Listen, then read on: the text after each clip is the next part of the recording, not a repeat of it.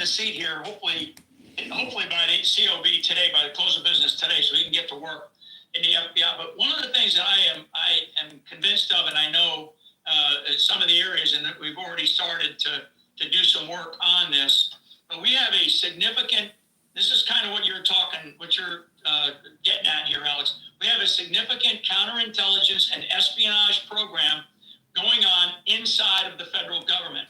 Some of that is also over in Congress, and clearly it's some of it affects the judiciary of our country, but we definitely have it in the executive branch. A counterintelligence, meaning spies that are adversarial in nature, or espionage, meaning people that are conducting subversion and some form of treason inside of our government right now. So, we know that when we say the left or the Democratic Party, this is really a Marxist movement inside the United States of America. Has been going on for a long time. And General, just interrupting as you're dead on. None of this is your opinion.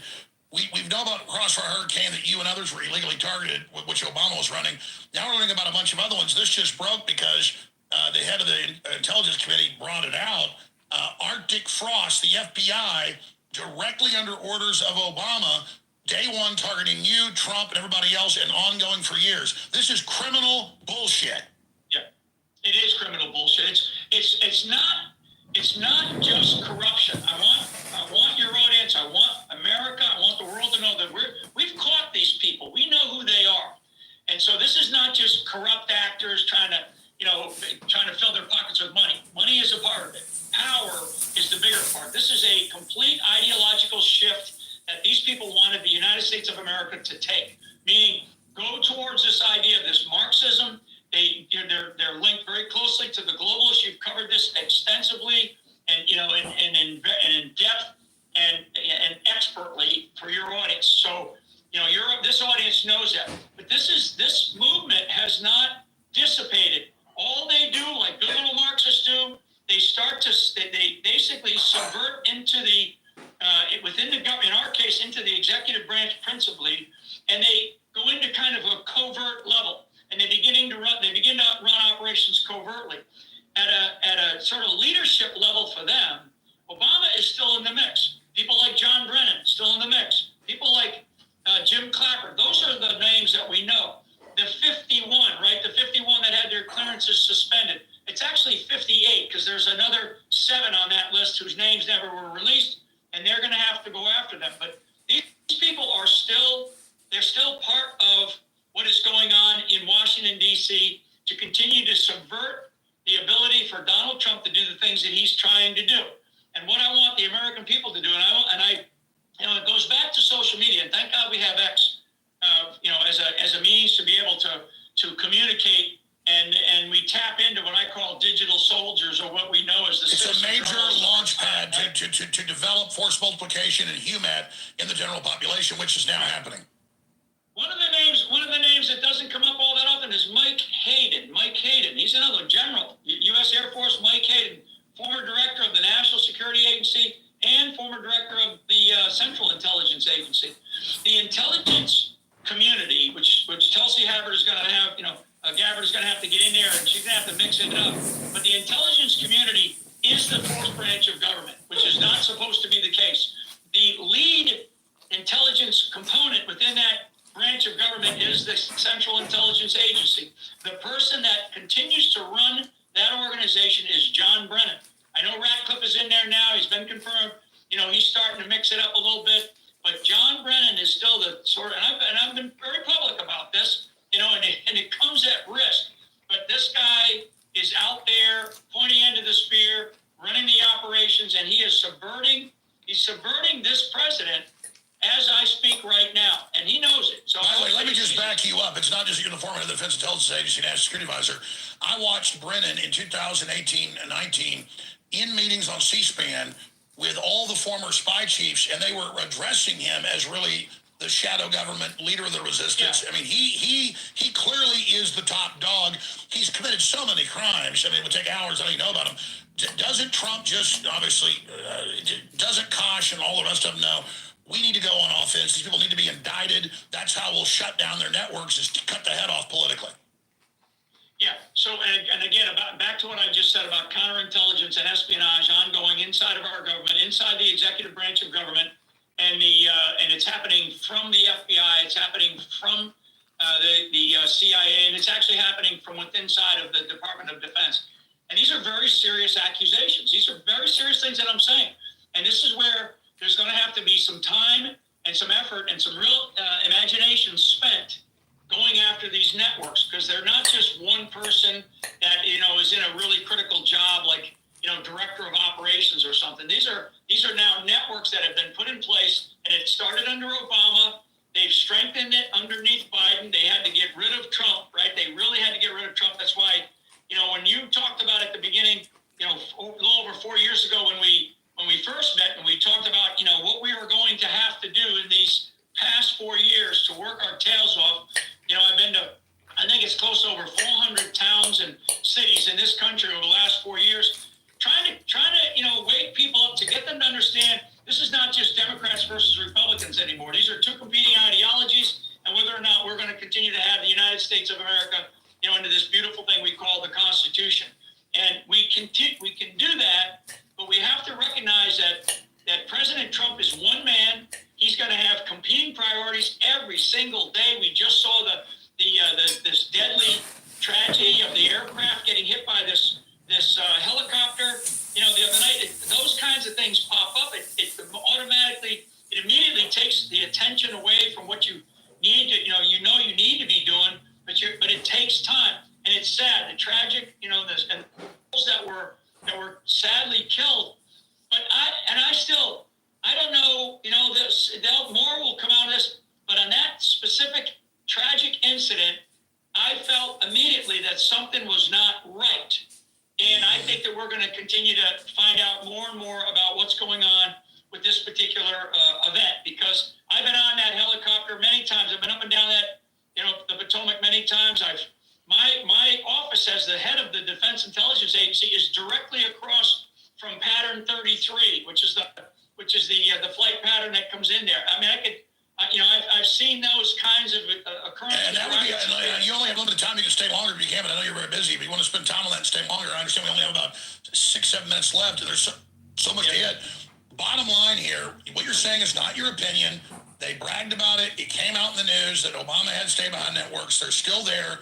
Trump must remove them, or they will continue to engage in all sorts of sabotage. This is not going to end. This is not going to end. And every time something comes out, so we can put, Kash Patel, Pam Bondi, Pete Hegseth, Tulsi, we can put all these people at the heads of these organizations, but these are large organizations, and the heads of those organizations, they need to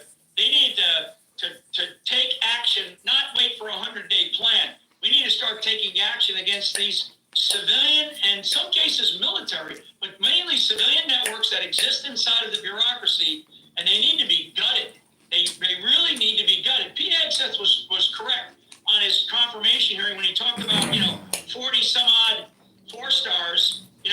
When our military still needs to be raised back up to a higher standard, and at the end of World War II, where we had tens of millions under arms, we only had, I think, 7 4-stars. So there's an imbalance, and Pete knows that. When we talk about the civilian structure, there is an imbalance, and Pete's going to have to take care of that. And a lot of that is not just the imbalance of the force structure, it's the type of people that are in there. It's this cultural Marxism that has infiltrated into our country.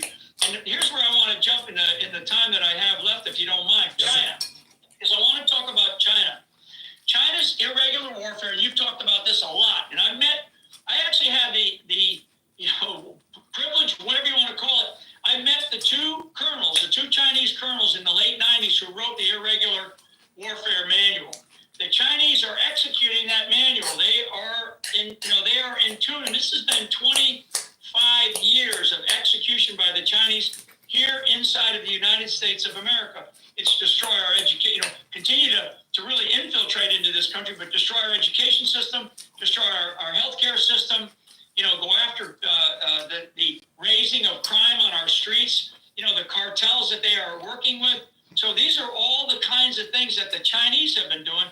And at the same time, the Chinese have been infiltrating into the executive branch of our government, and they have people not only in the institutions of of higher education, but they have people inside of the institutions of our government, Congress, the judiciary, and clearly the executive branch. And I'm not talking about Chinese that are on the job, although there are a few examples. We mean certified communist Chinese agents. Exactly. People that have, sold their soul to the Chinese. Okay? Now let's jump to Panama. This is very critical. Sing dong wing song. Trump is so right as he is setting the stage to protect America from something that we don't want to imagine, which is a potential war. But he knows China has openly geared up, and Xi Jinping last year said, prepare for imminent war. Trump is making the correct moves for Fortress America. Yeah. If the Chinese do not believe they can accomplish this without firing a shot, which is one of their goals, which is their main goal, and accomplish the takeover of the United States of America through people like Obama, through people like some of the others that I mentioned, and working with them, then it's to surround us, okay? Now, Secretary of State Rubio is so correct, and I think he said it last night or the day before, in his analysis of what's going on in Panama. So Panama is the most vital waterway in the world for the United States of America. 70% of our trade goes through there. The Chinese. It's also an land bridge for the UN NGO invasions of illegals. It's huge. And one of the things, if you pay very close attention, which I have been doing, to the various consulates and embassies down in the Caribbean, okay? So it's not just Cuba. Cuba's there, and of course, Trump put them back on the state sponsor of terrorists. But it's also other Caribbean nations where the Chinese have started to come into and to take over. And there's some very, very serious components of the Chinese military and Chinese intelligence services that have taken over the Caribbean. So you have the Caribbean, you have Mexico, which they control. Mexico's run by a communist leader right now, and there's going to have to be a lot of, sort of coming to Jesus between Trump and that president down there. You've got the Panama Canal, and then you have a whole series of other countries. Colombia, we saw what the Colombian president did, and they backed up a little bit, but they're not done, fighting us. And then Trump's not just flexing our muscles for no reason. We're surrounded. Exactly. So what? And I've been painting this picture. We're surrounded. More than 10 years, actually, and it's the growth of the Chinese in the southern hemisphere. So as long as we're distracted, and this is on purpose in many cases, as long as we're distracted with all of the craziness in the Middle East, Central Asia, which is Pakistan, Afghanistan, Eastern Europe, which that war in Eastern Europe, we should not put another penny to that war. And just as you told Obama, which he actually listened to because you were proven right, pivot to China. Exactly, Now we've got to understand pivoting to China means pivoting to our own hemisphere. I know you've got to go, but I want you to finish this. We got a 2-minute break. Can you do 5 more minutes on this and any other advice to Trump, the American people? I will, yes, sir. All right, great. FlynnMovie.com. See your incredible documentary. It's amazing. I've watched it twice. FlynnMovie.com. Go to the General's website, support him and the great work he's doing. This guy's one of the hardest working people out there other than Trump, crisscrossing the country, and we owe so much of this victory to him. Be sure and go to GeneralFlynn.com, FlynnMovie.com, and be sure to follow him on X at Gen Flynn. We're going to break. We'll be back in 2 minutes with 5 more precious minutes with General Flynn. Then I'm at all the other news, take your calls and more. Please remember, I'm funded by you. We're in an emergency hearing in court right now. They're trying to shut us down again. People go, well, you keep surviving. This is a death battle. Just like Trump was battle, and keeps going.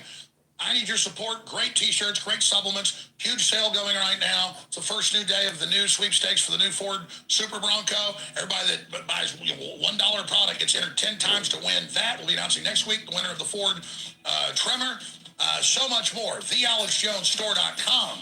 Everybody that buys any product today gets entered 10x to win. We'll be right back with hour number 2. Stay with us. You don't get this information without supporting journalists and independent media that are delivering. The Rebel delivers it. Tucker Carlson delivers it. Elon Musk has the biggest megaphone. He supported Trump. He got in there. InfoWars needs your support. All right? We are winning. We are dominating. We're reaching over 100 million views a day just on X alone. 450 radio stations. But I'm fighting the Democrat Party law firm, the main one with Hillary and all of them, Aiken Gump, the ones that sued Trump, the ones that sued Giuliani, the ones they spent $326 million in federal filings 2 months ago in the last 7 years trying to shut me down. And I spent the time with the filings, the suits, the attacks, but we're now beating them on every front because I've got good lawyers and we're going after them. So that is the cost of us staying on air and fighting. Okay, we would have zero financial issues if we weren't spending 70% of the funds beating them. And if I had even more funds, we'd beat them quicker. So we're not selling bugs. We're selling concentrated known superfoods like Irish sea moss, the strongest out there, incredible effects, the strongest turmeric formula with concentrate, the strongest you're going to get. Not just turmeric, but of ginger, black pepper extract. It's Turmeric and ginger. Inflammation.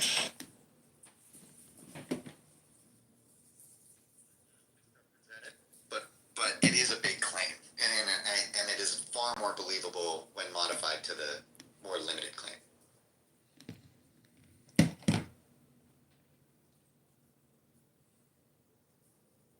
Yeah, so I think the meme is going to be viral, right? Like the aha moment meme is going to be like, attention is all you need, and you can have an aha moment. And the aha moment is basically that, if you give something enough rules and you let it sit in a room and you just tell it whether it solves something or not, and you just let it sit there and do that for a long enough time, it may eventually get it right. If we want, we can talk about why their approach why GRPO I think is necessary to get their approach or not, but we don't have to. I know we're at the hour mark when you would normally switch over, Adrian said. No. You can continue on for as long as you'd like. There's no limitations here. Okay, so I posted. There are a few questions that people asked in the chat, and I'll also go through those here shortly right after this, just so that I'm not ignoring those questions. I appreciate everybody asking those, so I will go through those. The last thing I just want to say is that there's a tweet here from Japan. It's worth Jayipan. I'm not sure how to pronounce the name. It's worth looking at that for people that are young, interested in engineering, and if you have been feeling demotivated because you feel like the AI space has left you and there's just so much to catch up and all that kind of stuff, I say this is one of those sparky moments where if you get back in right now, there's a ton of stuff you can really run with, and so this should be a very exciting time. Go get the GitHub repo that he posted, run it, train it, and it will be about $30, and you can have the exact same results. Then challenge yourself to pick something else like tic-tac-toe, Sudoku, any game where you can basically say whether or not it's right, and have the thing reproduce the effect. It will be thrilling. I recommend it. I'll post that out as well. Sweet. By the way, if I'm not as responsive as normal, that's because I'm cooking a steak right now using a normal non-stick pan, so it's a little bit stressful. Should we do rapid fire questions from the chat? Sure. Okay, let's do it. Okay, so first question is, sorry, I gotta bring it back up. I lost the thing. I think there's not an easy way to go to the Spaces chat. Oh, there we go. Just okay. a little pill thing, yeah. Okay.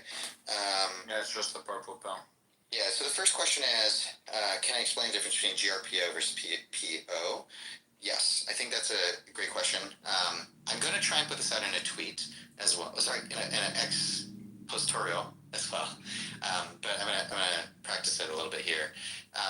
The first intuitive thing I want to explain is when you look at a large mathematical equation, it can seem daunting to many people, especially people who didn't like math maybe in school, and then people just glaze over it and just move on. A good way to read these equations is just take it term by term. So if there's a plus, if there's a multiplication, just look at the ratios and the relative stuff. Don't stress yourself out figuring out why everything is the way it is.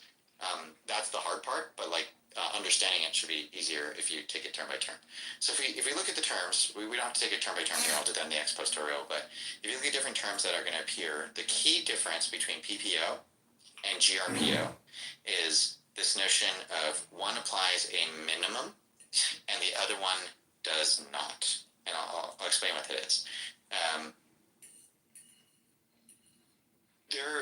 Over time, we learned there was a pivotal paper, TRPO, Trust Region Policy Optimization from Berkeley. Again, Berkeley's looking like an amazing university in this whole process. Running circles around a lot of people. And they also hold LMSIS, so props to the professors there. Sorry, I distracted myself. The terms. Okay, so the first thing that you have in PPO that is borrowed from TRPO is this notion of we want to have monotonically increasing improvement when we're training, and we don't want to make big movements. Those are the two guiding principles, and then there's a third one, which is we don't want to have too much of a recency bias. The problem with TRPO was the mathematical equation was very hard to do on computers and chips. PPO is basically TRPO with chip focus and optimizing how to do that thing. GRPO can be looked at someone going back to scratch, and I think the CEO of DeepSeek's hedge fund said this, and I think he's valid. They actually intentionally hired people who were not in the field. That's exciting because they looked at the problem again, and they didn't say, let's not try and go back to the very beginning. They actually went and looked at TRPO and they recreated their own policy optimization technique. And what they did is they said, why do we minimize the step size? And that question, they couldn't, I guess, answer it, and they removed that part. Everybody was trying to make TRPO more, to get closer to TRPO as if it was this holy grail. And they went in there and they said, what if we just did something slightly different? And the key thing here is, if we picture you're training a dog how to do a trick. Let's say you're trying to teach them how to walk across the street. You can give them a treat as they walk closer and closer to the street. You give them treats, they get closer, If they go further away, then you don't give them any treats until they come back, and then you give them treats, right? That would be PPO. You're basically saying, if you do what I want you to do, if you're getting closer to where I want you to be, I'll give you a reward. If you're Regardless, I'll get you shut down for at least a month. So this is your last chance to get X2. And that will help you figure out what I actually want you to do. And then in the future, I can get you to do that more regularly, right? What GRPO does is it says, instead of just doing that, why don't we say the dog, and in this example, what you're doing is you're saying every 2 steps, I will see if the dog has gotten closer or further, and then I'll give it a reward. And what GRPO is saying is trust the dog is smart and let it run wildly. It can run very far, all over the place, and then at the end of whatever it did, if it ends up where you the want it to be, function of a that's Zen fine. teacher is to put his students in all kinds of situations where in the normal course of social relations they would get stuck. By asking nonsensical questions, by making absurd remarks, by all ways of unhinging things. And above all, keeping them stirred up with impossible demands. To hear the sound of one hand. To, without moving, stop a ship sailing out on the water. Or to stop the sound of a train whistle in the distance. Magic. To touch the ceiling without getting up from one's chair. To take the 4 divisions of Tokyo out of your sleeve. To take Mount Fuji out of a pillbox. All these impossible questions are asked. And in the ordinary way of interpreting these questions, we think, well, now, gee, how could we do that? See, that's a very difficult question that's been asked. And you have to think, what would I do to do that? Because we are caught up in a certain way of discourse, which the language game that we play and the social games, the production games and the survival games that we play are good games. But we take them so seriously that we think that that is the only important thing. And this is to unstick us from that notion and realize that it it would be just as good a game to drop dead now as to go on living. Is a lightning flash bad because it lives for a second as compared with the sun that goes on for billions of years?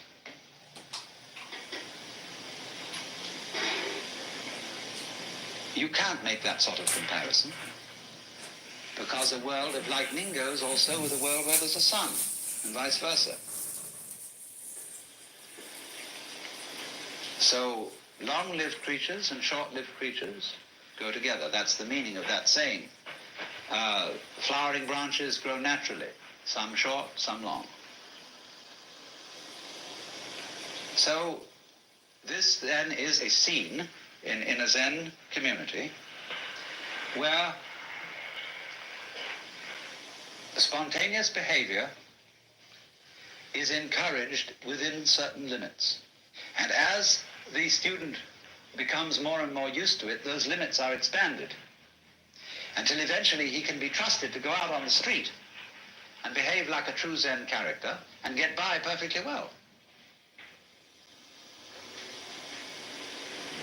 You know what occasionally happens on the street when two people are walking down the sidewalk straight at each other, and they both decide to move to the right together, and then to the left together, and they somehow get stuck, and they can't pass each other. Zen teachers will pull just exactly that sort of stunt when going down a path and meet one of their students, to see if they can get him in a tangle, and can he escape from it. And you will find in everyday life that there is a very clear distinction between people who always seem to be self-possessed and people who are dithering and nervous and don't quite know how to react in any given situation, always getting embarrassed because they have their life too strongly programmed. You said, I mean, this is a common marriage argument. You said you would do such and such a thing at such and such a time. And now you've changed your plans. Not that the change of plans really caused any inconvenience, but just the feeling that when you say you will do something at a certain time, you ought to do it at that time, come hell or high water. Well, that's being very unadaptable.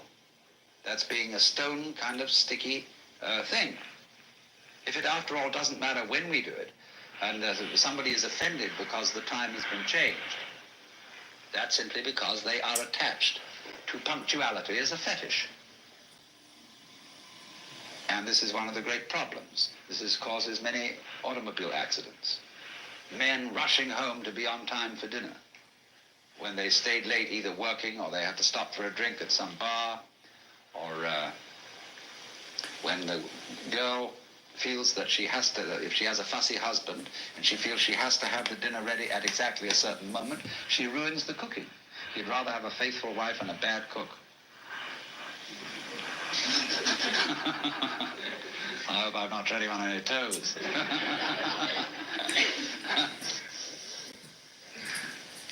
So, you see, we spend an awful lot of energy trying to make our lives fit images of what life is or should be, which they could never possibly fit.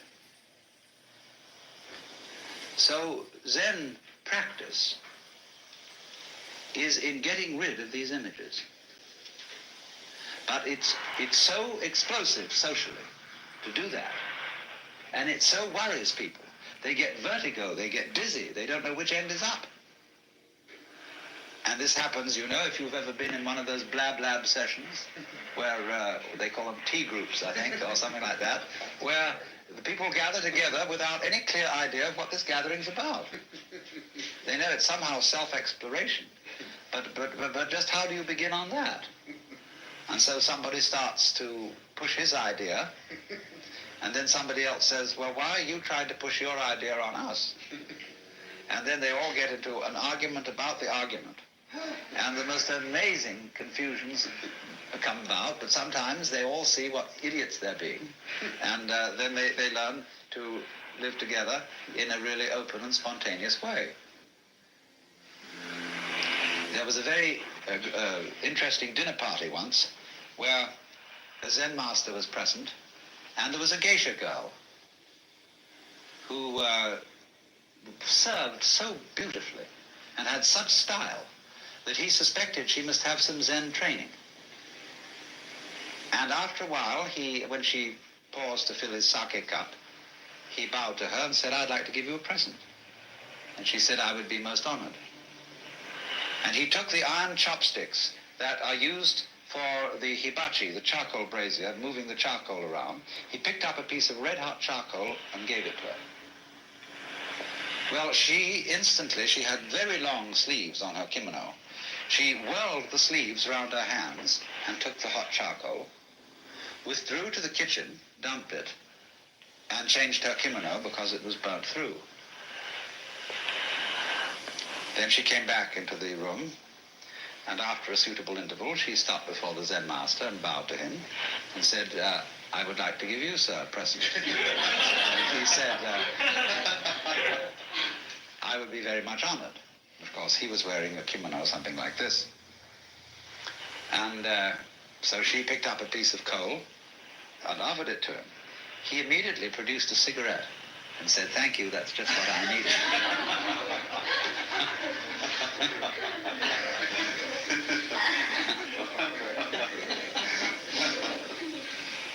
Now, you know, in the same way that we have this in our culture, certain people who are comedians, who know how to make jokes and gags in a completely unprepared situation, face them with anything, and they somehow come through. So that is exactly the same thing in a special domain as Zen. Only a master of Zen does this in every life situation. But the important thing is to be able to do this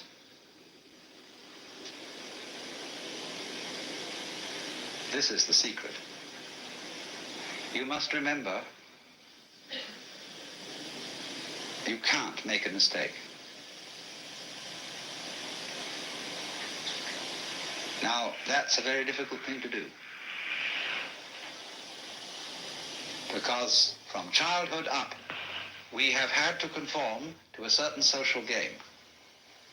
And if you're going to conform to this game, you can make mistakes or not make mistakes. And so this thing has gone into us all the time. You must do the right thing. There's certain conduct appropriate here, there's certain conduct appropriate there. And that sticks in us and gives us a double self all our lives long because we never grow up. Do you realize that the whole of life plays a game, which is a childhood game? There are three kinds of people: top people, middle people, and bottom people. And there can't be any middle people unless there are bottom people and top people. There can't be any top people unless there are middle and bottom people. And so it goes. And everybody's trying to be in a top set. Well, if they're going to be there, there's got to be someone in a bottom set. And the people who do the right thing and the people who do the wrong thing. Here in Sausalito, we have this very, very plainly. There are the right people, the nice people who live up on the hill. Then there are the nasty people who live down here on the waterfront, and they grow beards, and they wear blue jeans, and they smoke marijuana. And whereas the other people on the top of the hill drive Cadillacs and have wall-to-wall carpeting and nicely mowed lawns, and their particular kind of poison is alcohol. Now, the people who live on the top of the hill know that they're nice people. But they wouldn't know they were nice people unless they had some nasty people to compare themselves with. Every in-group requires an out-group, whereas the nasty people think they are the real far-out people, whereas those people, those hillbillies, are squares. And they wouldn't be able to feel far out unless there were squares. See? These things simply go together. But when that is not seen, we play the games of getting on top of things all the time. And so we're in a constant state of competition.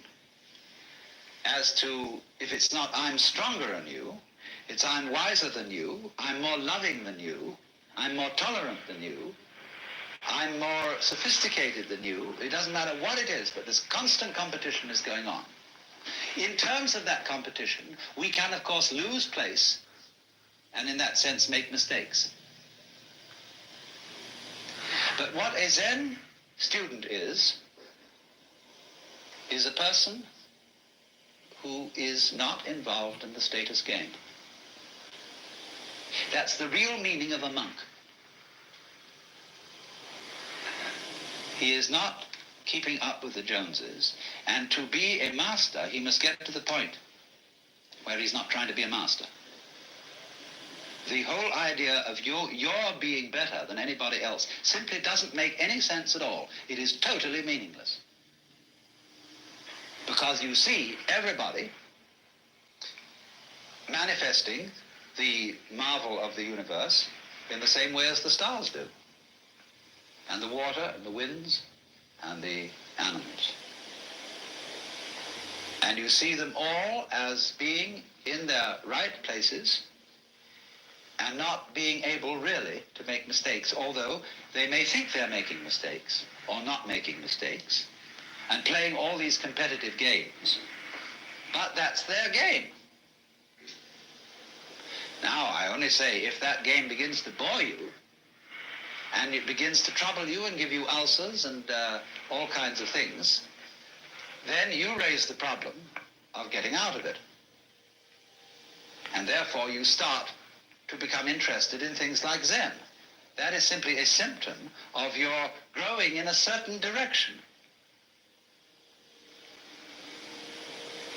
where you are tired of playing a certain kind of game. You are as naturally flowing in another direction as if a tree were putting out a new branch. So because you say, oh well, we people are interested in higher things, you see, that depends still on the differentiation of rank between the superior and the inferior people. But when you begin to see through that and grow out of that, you don't think anymore of this superior and inferior classification. You don't think we are spiritual people who attend to higher things as distinct from these morons who are only interested in beer and television.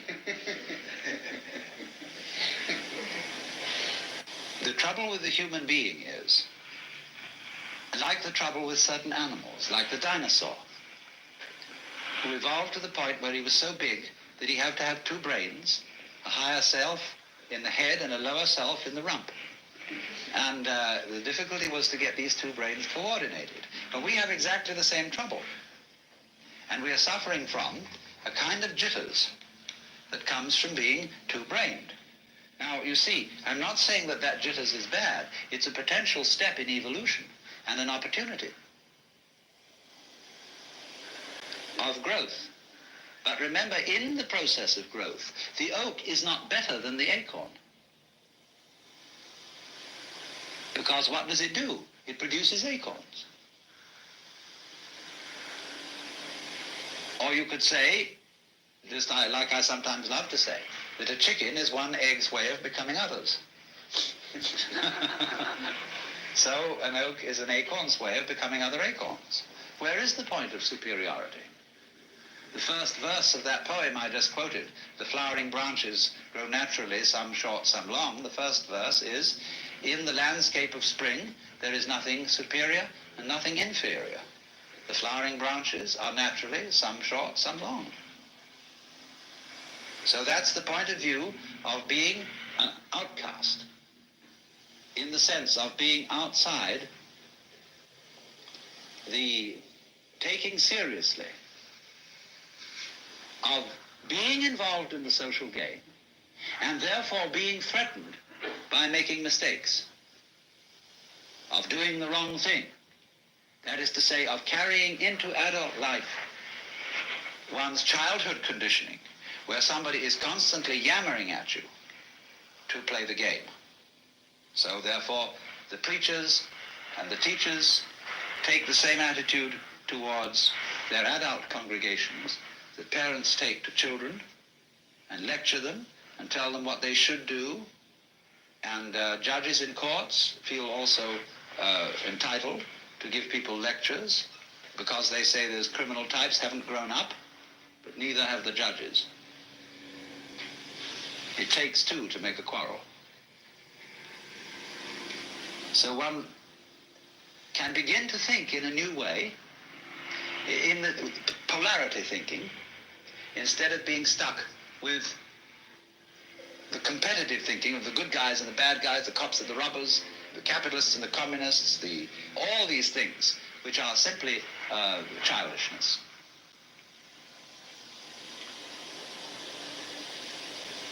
Now, of course, you recognize that if the moment I say that, it's like talking in English in order to show that the English language has limitations. And I am talking in a language that seems competitive to show that the competitive game has limitations. As if I were saying to all you cats here, look, I have something to tell you that is, and if you get this, you'll be in a better position than you were before you heard it. But I cannot speak to this group or the society or this language-speaking culture without using the language, the gestures, the customs, etc. that you have. The Zen masters try to get around this by doing things suddenly that people just don't get. Well, what is this? Therefore, that is the reason why, this is the real reason why, Zen cannot be explained. You have to make, as it were, a jump from the valuation game of better people and worse people, in groups and out groups. And you can only make it by seeing that they all are mutually interdependent. So if we take this situation, let's say I would be talking to you and saying, look, I have some very special thing that you've got to take notice of. Therefore, I am the in-group, and I am the teacher, and you are the out-group. I know perfectly well that I cannot be the teacher unless you come here. And so that my status and my position is totally dependent on you. It isn't something you see, therefore, I have first, and then you get. These things arise mutually. So if you wouldn't come, I wouldn't talk. I wouldn't know what to say even. Because I borrowed your language. So that is the insight that things go together. Then, when you see that and aren't in competition, then you don't make a mistake. Because you don't dither. When I first learned the piano and played these wretched scales, the teacher beside me had a pencil in her hand and she hit my fingers every time I made a wrong note. Consequent was I never learned to read music because I hesitated too long to play the note on time. Because I was always, is this pencil going to land? See? And that gets built into your psyche. And so people are always, although they're adults and nobody is clubbing them around and screaming at them any longer, they hear the echoes of that screaming mama or that bombinating papa in the back of their heads all their life long. And so they adopt the same attitudes to their own children, and the fast continues. Because there is no, I don't say that you shouldn't lay down the law to children if you want them to play the social game. But if you lay down the law to your children, you must make provision later in life for them to be liberated, to go through a process of curing them from the bad effects of education. But you can't do that unless you too grow up, you see? Unless we grow up. Says I, including myself.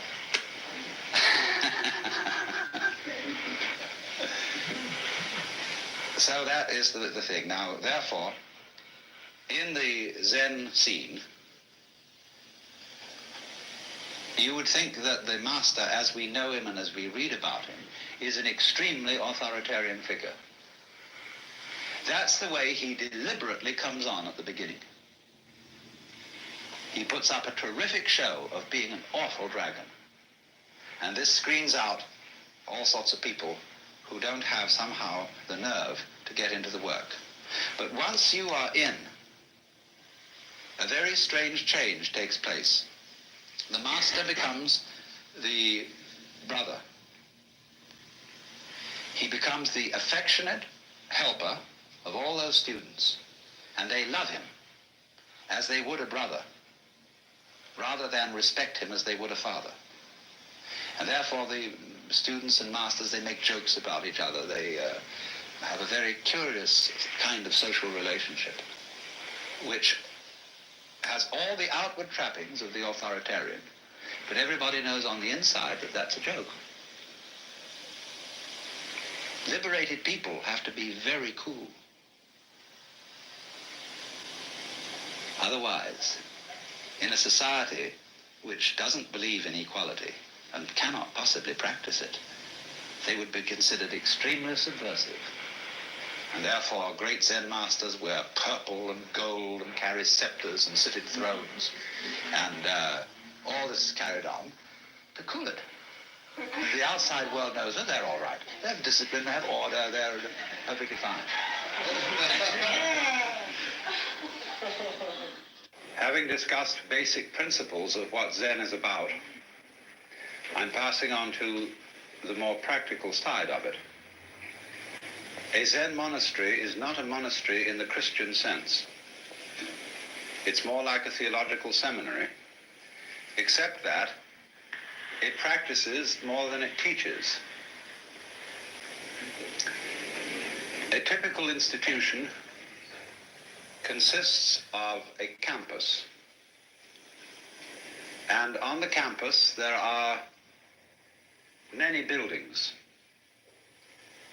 First of all, round the edges you will invariably find independent temples that were founded in times past by noble families, because one of the things that the Buddhists did when they came to the Far East was they exploited ancestor worship.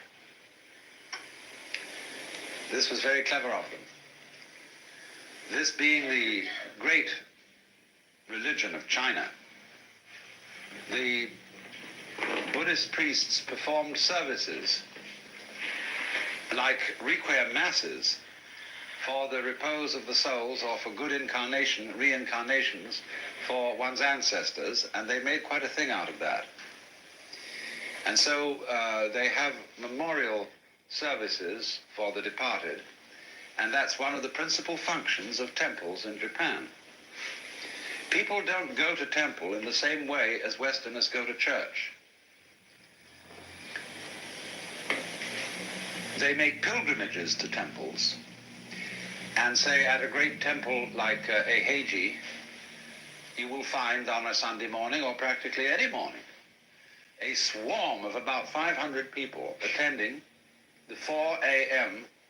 service of chanting the Buddhist scriptures.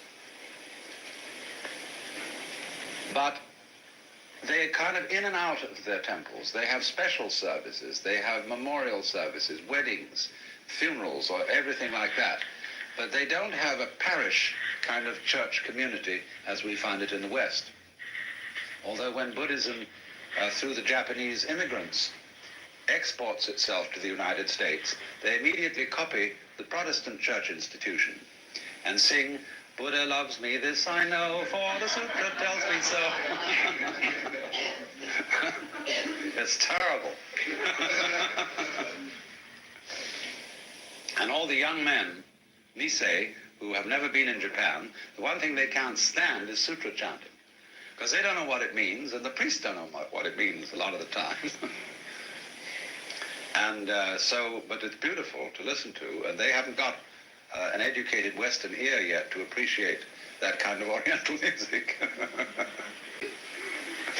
Well now, aside from these many temples, each of which is in charge of a priest with his family, and some of them are having a hard time making a go of it these days, so they've become restaurants for very elegant food, or museums, and all sorts of things. Now the guts of a Zen temple is what's called the Sodo. So in Japanese is the Sangha, the order of followers of the Buddha. Do simply means hall.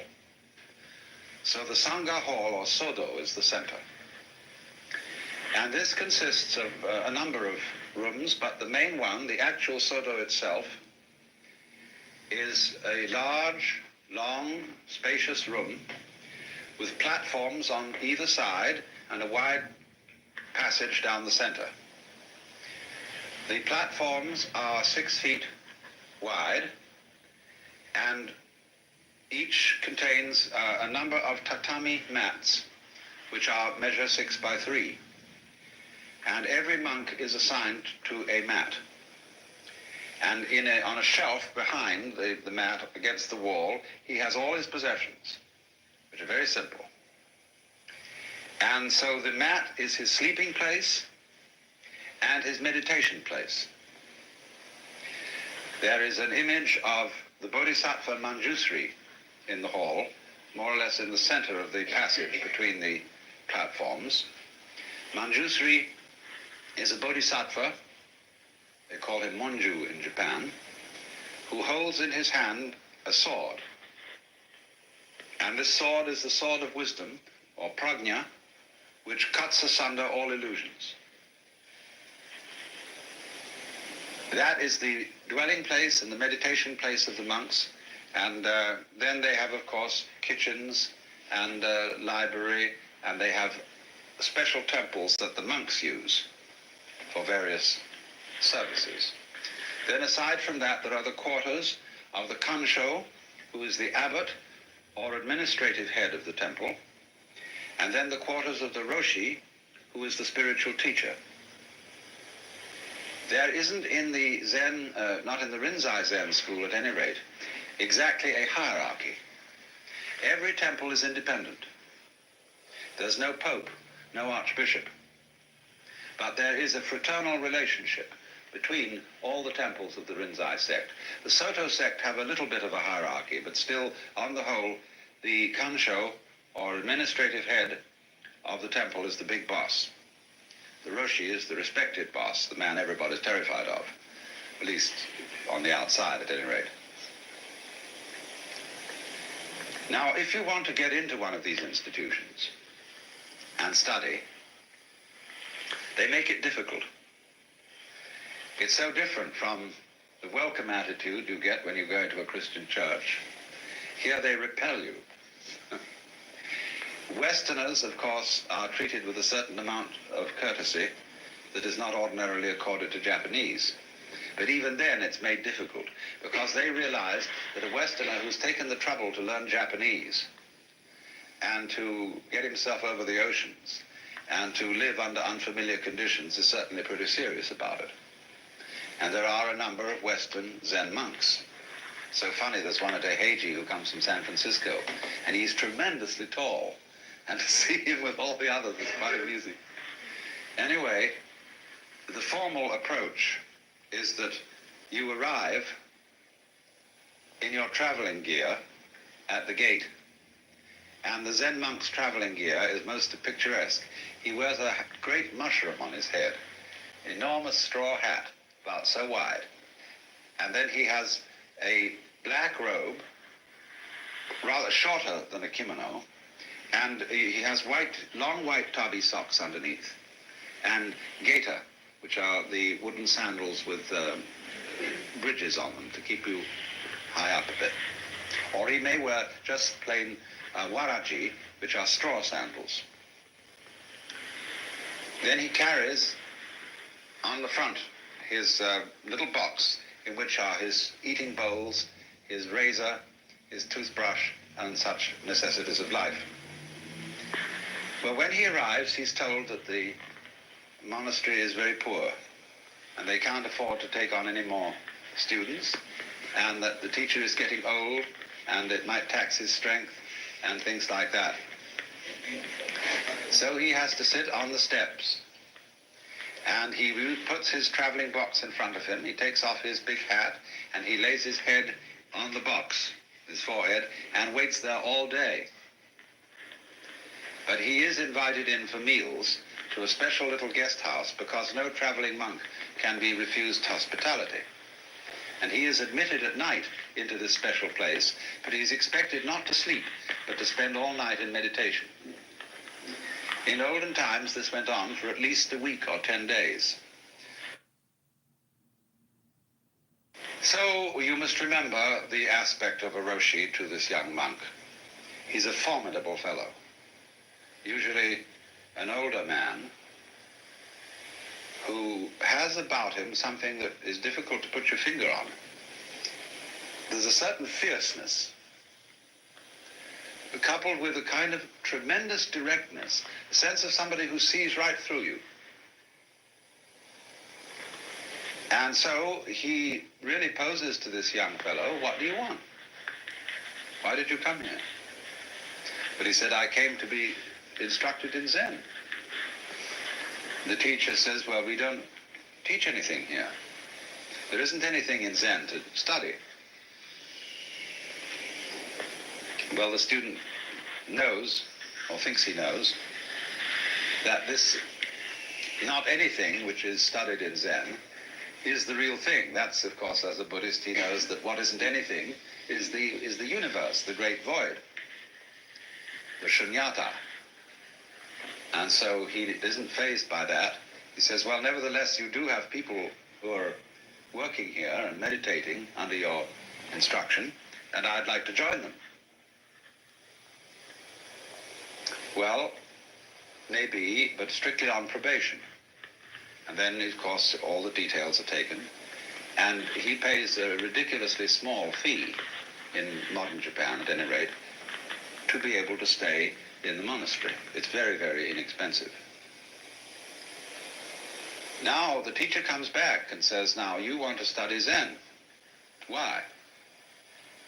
"Well, because I'm oppressed by the rounds of birth and death, in other words, by the vicious circles of life in which I find myself, by suffering, by pain, and so on, and I want to be emancipated."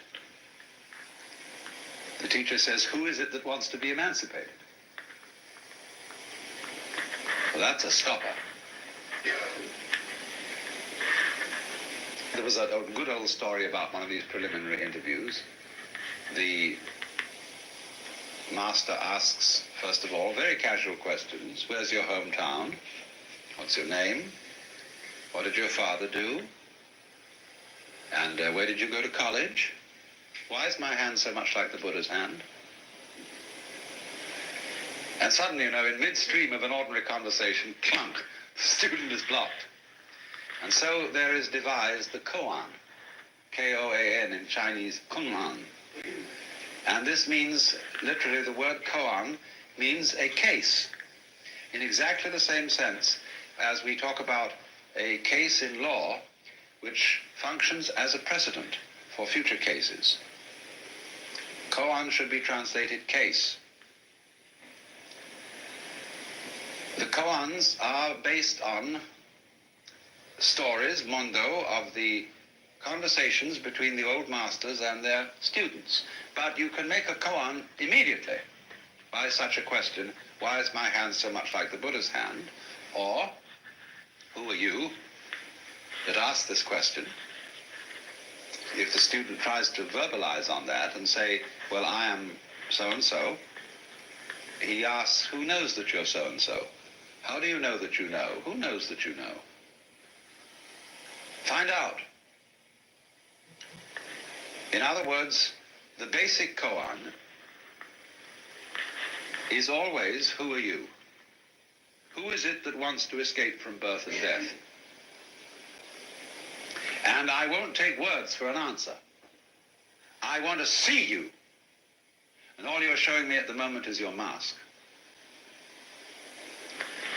So then the student is sent back to the monk's quarters, the Sodo. And the chief of the Soto is called the Jikijitsu, is then put in charge of him. And he teaches him how to behave, what the rules are, how to eat, and how to meditate. In the Zen sect, they sit on padded cushion about the thickness of the San Francisco telephone directory, which is an admirable substitute. And then, with crossed legs in the lotus posture, with the feet resting on the thighs, like you always see a Buddha, they sit for half-hour periods. That's supposed to be the length of time it takes for a stick of incense to burn. And then, when wooden clappers are knocked together, they all get up and they walk round and round the room, quite fast, at a kind of pace. And this keeps you awake. Then, at a given signal, they go back and meditate again. And constantly there is a monk, one on each side, carries a long, flat stick, shaped almost like this fan, in the sense that it's thin at one end and rounded at the other. And if this guy sees a monk who's slouching or sleeping or goofing off in some way, he very respectfully bows before him, and the monk rests his head on his knees, and this fellow takes the stick and hits him vigorously on the shoulders, here, like this. Now, most apologists for Zen say, this is not punishment, it's simply to keep you awake. Don't you believe it? I've investigated this. And it's the same as the sort of British boys' school, only it doesn't have the erotic qualities that the British floggings do. The Zen people are cool about it. But it is a kind of a fierce thing. Anyway, the point of the meditation, the Zazen, is that perhaps at the beginning one does nothing more than count your breathing. So many breaths, counting in tens. Just to allow your thoughts to become still. Zen people do not close their eyes when they meditate, nor do they close their ears. They keep their eyes on the floor in front of them, and they don't try to force away any sounds that are going on, or any smell, or any sensation whatever. Only they don't think about it. And this can become an extraordinarily pleasant occupation. All the little sounds of distant traffic, of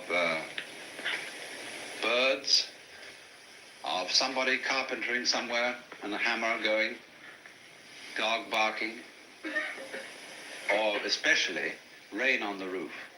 Gorgeous. They don't block that out. But as time goes on, instead of counting breathing, they devote themselves to the koan problem, which the Roshi has assigned. What is the sound of one hand? Who were you before your father and mother conceived you? When Joshu was asked, does a dog have Buddha nature? He replied, no. What is the meaning of no, or mu? And so, as time goes on, every day, the student goes to the teacher for what is called Sanzen. Sanzen means studying Zen. And he has to present a satisfactory answer to the koan. Now, Sanzen is the moment in the monastery when no holds are barred, although there's a very formal approach to it. The monk has to stop outside the master's quarters and make this mokugyo.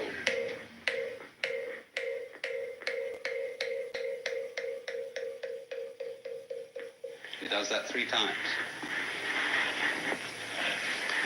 And at a signal from the master, which is ringing a bell in reply, he goes in and sits down in front of the master and bows right down to the floor, and then sits up, and he repeats the koan that he's been given, and he's supposed to answer it. Now the master, if he's not satisfied with the answer, may simply ring his bell, which means interview over, nothing doing. Or if he's still not satisfied, he may try to do something to hint the student as to which way to go, or puzzle him further, some sort of comment. But what happens is this. Do you see what kind of a situation has been set up here? The student is really being asked to be absolutely genuine. So if I said to you, now don't be self-conscious. I want you to be perfectly sincere. And as a matter of fact, I'm a mind reader. And I know whether you're being sincere or not. I can see right down to that last little wiggly guzzle in the back of your mind. And if you think I can, you see, I'm putting you in a double bind. I'm commanding you to be genuine. How can you possibly do that on command? Especially when the person you're confronted with is a father figure, an authority figure. And in Japan, the sensei, the teacher, is even a more authoritative figure than one's father, which is saying a lot. But you are being asked in the presence of this tiger to be completely spontaneous. Or it isn't put in that way, you see, though. I mean, I'm describing this from the standpoint of a psychologist observing what's going on here. No, the thing you've got to do is you've got to hear the sound of one hand. And as your answers become more and more rejected, you get more and more desperate. And there is built up the state that is called the great doubt. The students do everything, you know. They've read all the old Zen stories, and they come in with pieces of rock and wood, and they try and hit the teacher. They do everything they get, and nothing will do. I remember I had a friend studying in Kyoto, and on the way to the master's quarters, you passed through a lovely garden with a pool, and he saw a bullfrog in the garden. And he grabbed this bullfrog. They're very tame in Japan. Nobody eats them. He put it in the sleeve of his kimono. And when he got in to give an answer to his koan, he produced the bullfrog. And the master shook his head and said, too intellectual.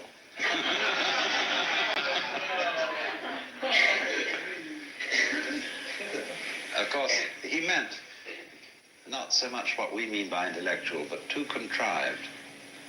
Too premeditated. You know, you're just copying other people's Zen antics. And that's something you just can't get away with. Well, there does come a critical point of total desperation. And when the student reaches that point, the teacher really starts encouraging him. He says, now, come on. You're getting warm, but you must die, be ready to die for this. You must, students have even been put under, into the position that if they don't get it in so many days, they're going to commit suicide. And they have to stimulate this intense period, a thing called osession. Don't confuse the word session with the English session. Session means studying or observation of the shin, the heart, the mind, the heart-mind. And at this time, they only sleep 4 hours a night. And they meditate solidly all through the day. They go for the Sanzen interview twice a day, every one of them.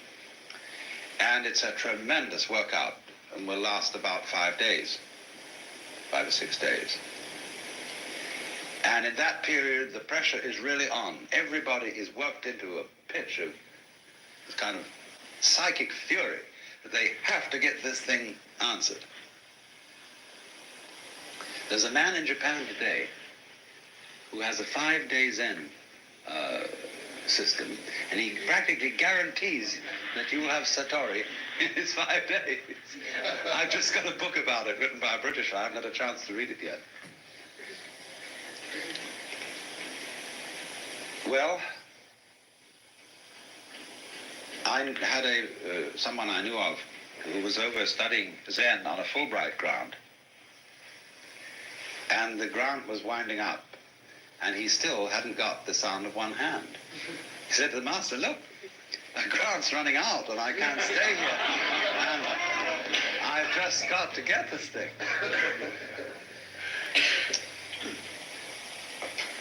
So just the day before he left, he suddenly realized that there was nothing to realize.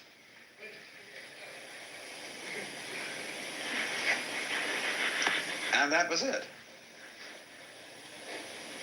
You know, here he had spent his whole life thinking that there's something deficient in me. See, there's something wrong. Something I ought to find out to get this problem of life cleaned up. Well, you know what you do. Rinzai, the old Chinese master, said, Zen teaching is like using an empty fist to deceive a child. Or like trying to stop a child crying by giving it a yellow leaf. See, the child wants gold. And so you give it an autumn leaf and say, dear darling, there's some gold. Be all right. So there comes the time, you see, when the student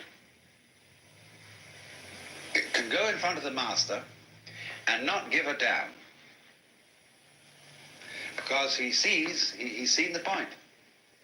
There wasn't a problem. He made up the problem himself. He came and projected it on this master who knew how to handle that kind of person by making him much more stupid than he was before. Until he sees the essential stupidity of the human situation where we're playing a game of one-upmanship on other people and on the universe. How to get the better of life. Well, what makes you think you're separate from life so that you can get the better of it?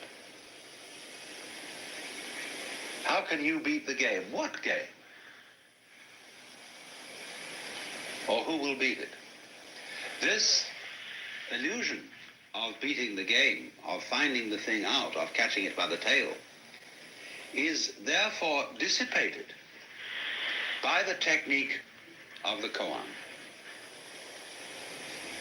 It's called, working on a koan is like a mosquito biting an iron bull. It's the nature of the mosquito to bite. It's the nature of an iron bull to be unbitten. Or they say it's like swallowing a ball of molten lead. You can't swallow it down. You can't cough it up. You can't get rid of this thing. That's the great doubt, you see. But this is an exaggerated form of what everybody is ordinarily trying to do to beat the game. So at that moment, the student has heard the sound of one hand, or discovered who he was before father and mother conceived him, or what no means. So the teacher says, good. Now, you have found the frontier gate to Zen. You put your foot in at the door, and you're across the threshold. But there's a long way to go. And now you have found this priceless thing out, you must redouble your efforts. So he gives him another koan. Now the student may be able to answer that one instantly, because it's simply a test koan. See, there are 5 classes of koans. The first class is what you call the Hinayana koans, and the other 4 are the Mahayana koans. Hinayana is to reach nirvana.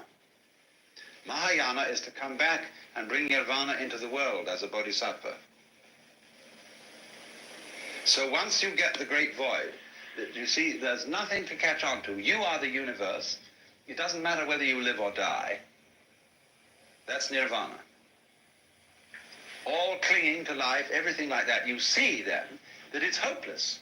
And you give it up, not because you know you think you ought to give it up, because you know there is no way of catching it. There's nothing to catch hold of.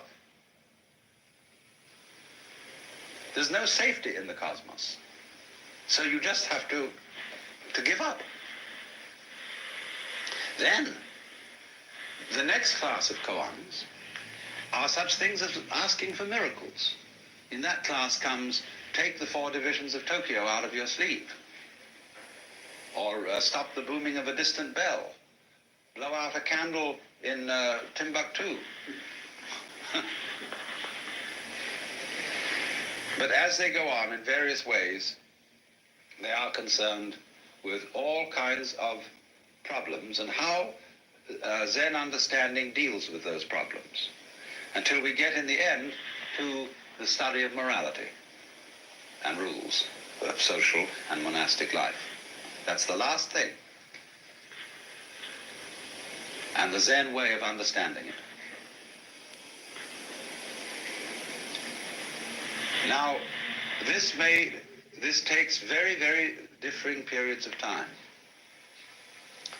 Some people get through in as little as 10 years, the whole thing. There is a very brilliant Westerner by the name of Walter Novick, who has just about completed the whole thing. And he's a musician and a pianist. And he'll come back to this country as the first accredited Zen master of the West. And he'll set up his little sodo on a farm and wait and see what happens. The basis of all Indian philosophy, particularly the teaching of those books called the Upanishads, which are really the distilled essence of Hindu thought. The basis is called the self. And this word in Sanskrit is Atman, and that means self in the vastest possible sense and the most inclusive sense of the word. It means yourself, and it means also self as such, existence as such, the totality of all being. And of course, this is something that one cannot talk about in the sense of talking about it logically. You can talk about it. A poet can talk about anything, and the Upanishads are very largely poetry. Of course, everything in the world, knives and forks, tables and chairs, trees and stones, are indescribable. Korzybski referred to the physical world as the unspeakable world, which was really rather a funny name, because it has 2 edges. It's, of course, something you can't say anything about, that is to say, it is ineffable, but it's unspeakable also in the sense of the word meaning something taboo. And we shall see as we go on wherein that taboo consists. But from the standpoint of logic, we can't say anything about everything. Because in order to say something about something and state it logically, you have to be able to put it in a class. Now, classes are intellectual boxes. When you play games like animal, vegetable, and mineral, you've got there 3 boxes. And when you come to think of it, you don't know any one without another. Because in order to have a box, there must be what's inside the box and what's outside the box. And then by this method of contrast, we can make a logical discussion about things. All words, therefore, are labels on intellectual pigeonholes. But then, when you come to what fundamentally is, then you're without a box. and you can't talk logically. Of course, you can distinguish is from is not, but only in a very limited way, as I can say, I have a pen in my left hand, I do not have a pen in my right hand. And from this, we abstract the idea of to be and not to be, is and isn't. But when we consider being with a capital B, this includes not only such ises as celestial bodies, but also such isn'ts as the space that encompasses them. And these two go together, as we shall see in more detail as the time goes on. But now, a perfectly logical person would therefore say that the notion of the self, the Atman, as the fundamental reality in which everything else exists, is meaningless. And of course, from a logical point of view, it is. But at the same time, just because something cannot be put into a logical category does not indicate that it isn't real. The self, you see, bears somewhat the same relationship to the world as the diaphragm of the speaker in this radio bears to the music you've just been hearing. None of the music was about the diaphragm, and nobody said anything about there being a diaphragm. The diaphragm as such didn't come into the picture, and yet it was everything in the picture. All those different noises were vibrations of this thin film of metal.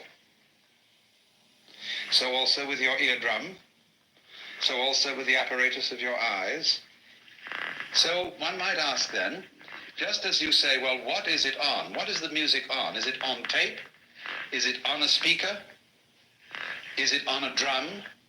Whatever the variations may be, we can ask the question, what are you all on? What is all this on? And the Hindus answer, it's on the self. Like we say, this one's on me. It isn't that there's only one self in the sense that is taught in a philosophy called solipsism. Solipsism is the idea that you are the only person who exists and everybody else is your dream. Nobody can prove that this isn't so, except I'd like to see a congress of solipsists arguing as to which one of them is really there. Now, the Hindus do say that the self, the great self, is consciousness. But of course that does not mean consciousness in the sense of our ordinary everyday consciousness. Ordinary everyday consciousness is indeed a form of this kind of consciousness, shall we say a manifestation of it. But then there's also consciousness which doesn't notice, but nevertheless is highly responsive. The way your heart beats, the way you breathe, the way you grow your hair, you're doing it, but you don't know how it's done. So therefore, just in the same way that conscious attention is not aware of all the other operations of the body, so in just that way, we are not aware of our connection, indeed our identity, with the fundamental self. When the leaves die and fall off the trees or the fruit drops, next year, more leaves, more fruit. So in the same way, when you and I die, more babies later. If the whole human race dies, you bet your life. There are all kinds of things that feel that they're human, scattered throughout the multiplicity of galaxies. Because this universe is a peopling universe, just as an apple tree apples. But because we are unconscious of the intervals, we are not aware of the self with our conscious attention when conscious attention isn't operating. But still, just as you don't notice what your pineal gland, say, is doing at the moment, so in the same way, you don't notice the connections which tie us all together, not only here and now, but forever and ever and ever and ever. The difficulty, and the basic reason why we don't notice the self, is that the self doesn't need to look at itself. A knife doesn't need to cut itself. Fire doesn't need to burn itself. Water doesn't need to quench itself. And a light doesn't need to shine on itself. So, this is the fundamental problem of having some sort of awareness of the self. Nevertheless, it is the whole contention of Indian philosophy, especially what we call Vedanta, that it is possible, in a certain way, to become aware of oneself in this deepest sense, to know that you are the totality. And this experience is the real substance of Indian philosophy as a whole, both Hindu and Buddhist. It is called moksha, which roughly means liberation. Liberation from the hallucination that you are just poor little me. To wake up from that kind of hypnosis and discover that you are simply something, your organism, your physical body, your conscious attention, which is your ego, that you are something being done by this vast, indescribable self, which is out of time, which has no beginning, no end. It neither continues nor discontinues. It's beyond all categorization whatsoever. And so the Upanishads say, all we can say of it positively is the negative. Neti, neti, it is not this, it is not that. Anything, therefore, you can formulate, imagine, picture, will not be the self. So when you are trying to know the self, you have to get rid of every idea in your head. It doesn't mean, as some people seem to think, that you have to get rid of every sense impression. It isn't as if you had to go into a catatonic state of total absorption. Of course, that can be done. But the full moksha, the full liberation, is when you come back out of absorption and see this everyday world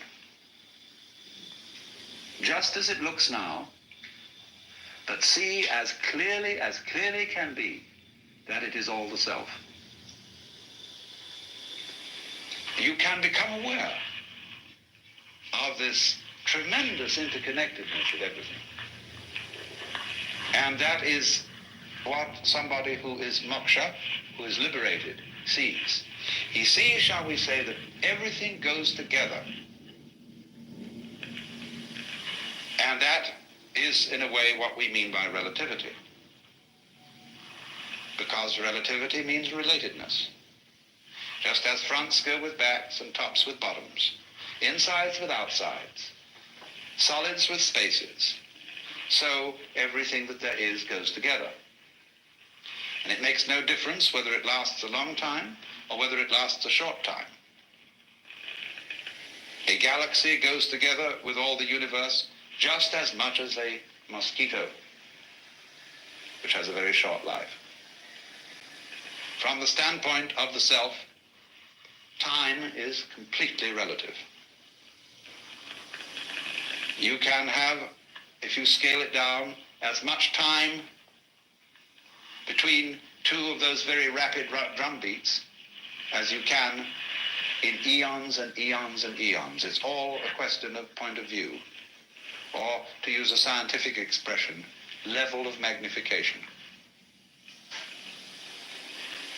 Change your magnification and you see molecules.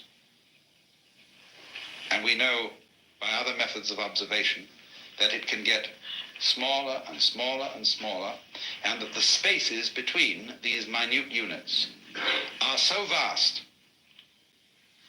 that they're comparable to the distances between the sun and planets in scale. So also with time.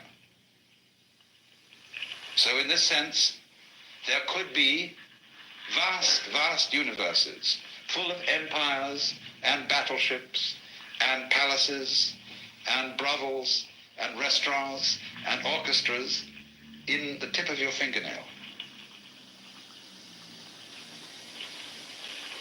And on the other hand, we could be all going on in the tip of somebody else's fingernail. It's very important to understand not only the relativity of size and of time, but also of what there is. Now, as you know, the human senses respond only to a very small band of the known spectrum of vibrations. We know through instruments of quite a vast spectrum, but we, as I say, with our senses, see only a little of it. If our senses were in some way altered, we would see a rather different looking world. We can do this, of course. We can put on special lenses to enable us to see heat. And then we see all the heat radiations coming out of people. And we say, well, I never noticed that about you before. But so in the same way, you see, there are infinitely many possibilities of vibration and of organs sensitive to those vibrations, so that there could be worlds within worlds within worlds, spaces within spaces, just like the many, many wavelengths of radio and television, going on forever and ever in all directions. The possibilities are infinite. But having senses and noticing is a selective process. It picks out only certain ones, just as when you play the piano. You don't take both arms and slam down all keys at once. You select. The self is also known in Sanskrit as Brahman. This is a neuter word. Brahman is from the root BRH, br, which means to expand, to grow.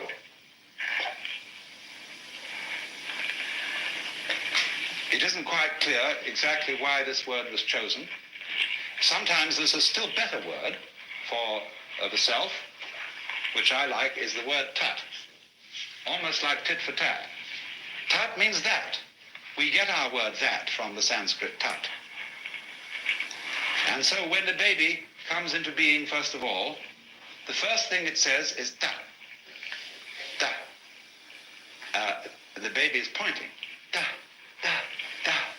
And it's saying that. Look, isn't that marvelous? That, you see? So that is the which than which there is no whicher. And so you get the formula in this Brihadaranyaka Upanishad, tat, tvam, asi, which means tat, that, tvam, Latin, you, asi, are. You are that. Or that thou art. That art thou. So, in this sense then, every self is modeled on and is an expression of the one self, because you all feel individually that you're the center of the world. And everything else is seen in circles, circling out, sphering out from where you are. And that's, as it were, called the microcosm, the little cosmos. But then in the same way, the macrocosm has a central self, although this is not central in the way we talk about centers in space. Do you see that? The center of a circle is in the middle of the circle, and the circumference is away from it. But you could use a phrase that the Christian theologians have used of God, that circle whose center is everywhere and whose circumference is nowhere. You could speak of Brahman that way. It isn't in the middle of the universe, spatially speaking. You might ask the question, where is the universe? Ever thought of that one? Where is it? Well, you can't say where because everywhere has to be in relation to something. There would have to be another universe to say where this one is. But then since those two together would constitute the universe, we wouldn't still be able to say where it was. It isn't anywhere. And so in that sense, the center isn't anywhere in space, locally. And furthermore, the kind of space we are dealing with is only one possible kind of space. It's the kind of space our physical organisms are attuned to. We are, you see, like the radio. We pick up what wavelength we're on.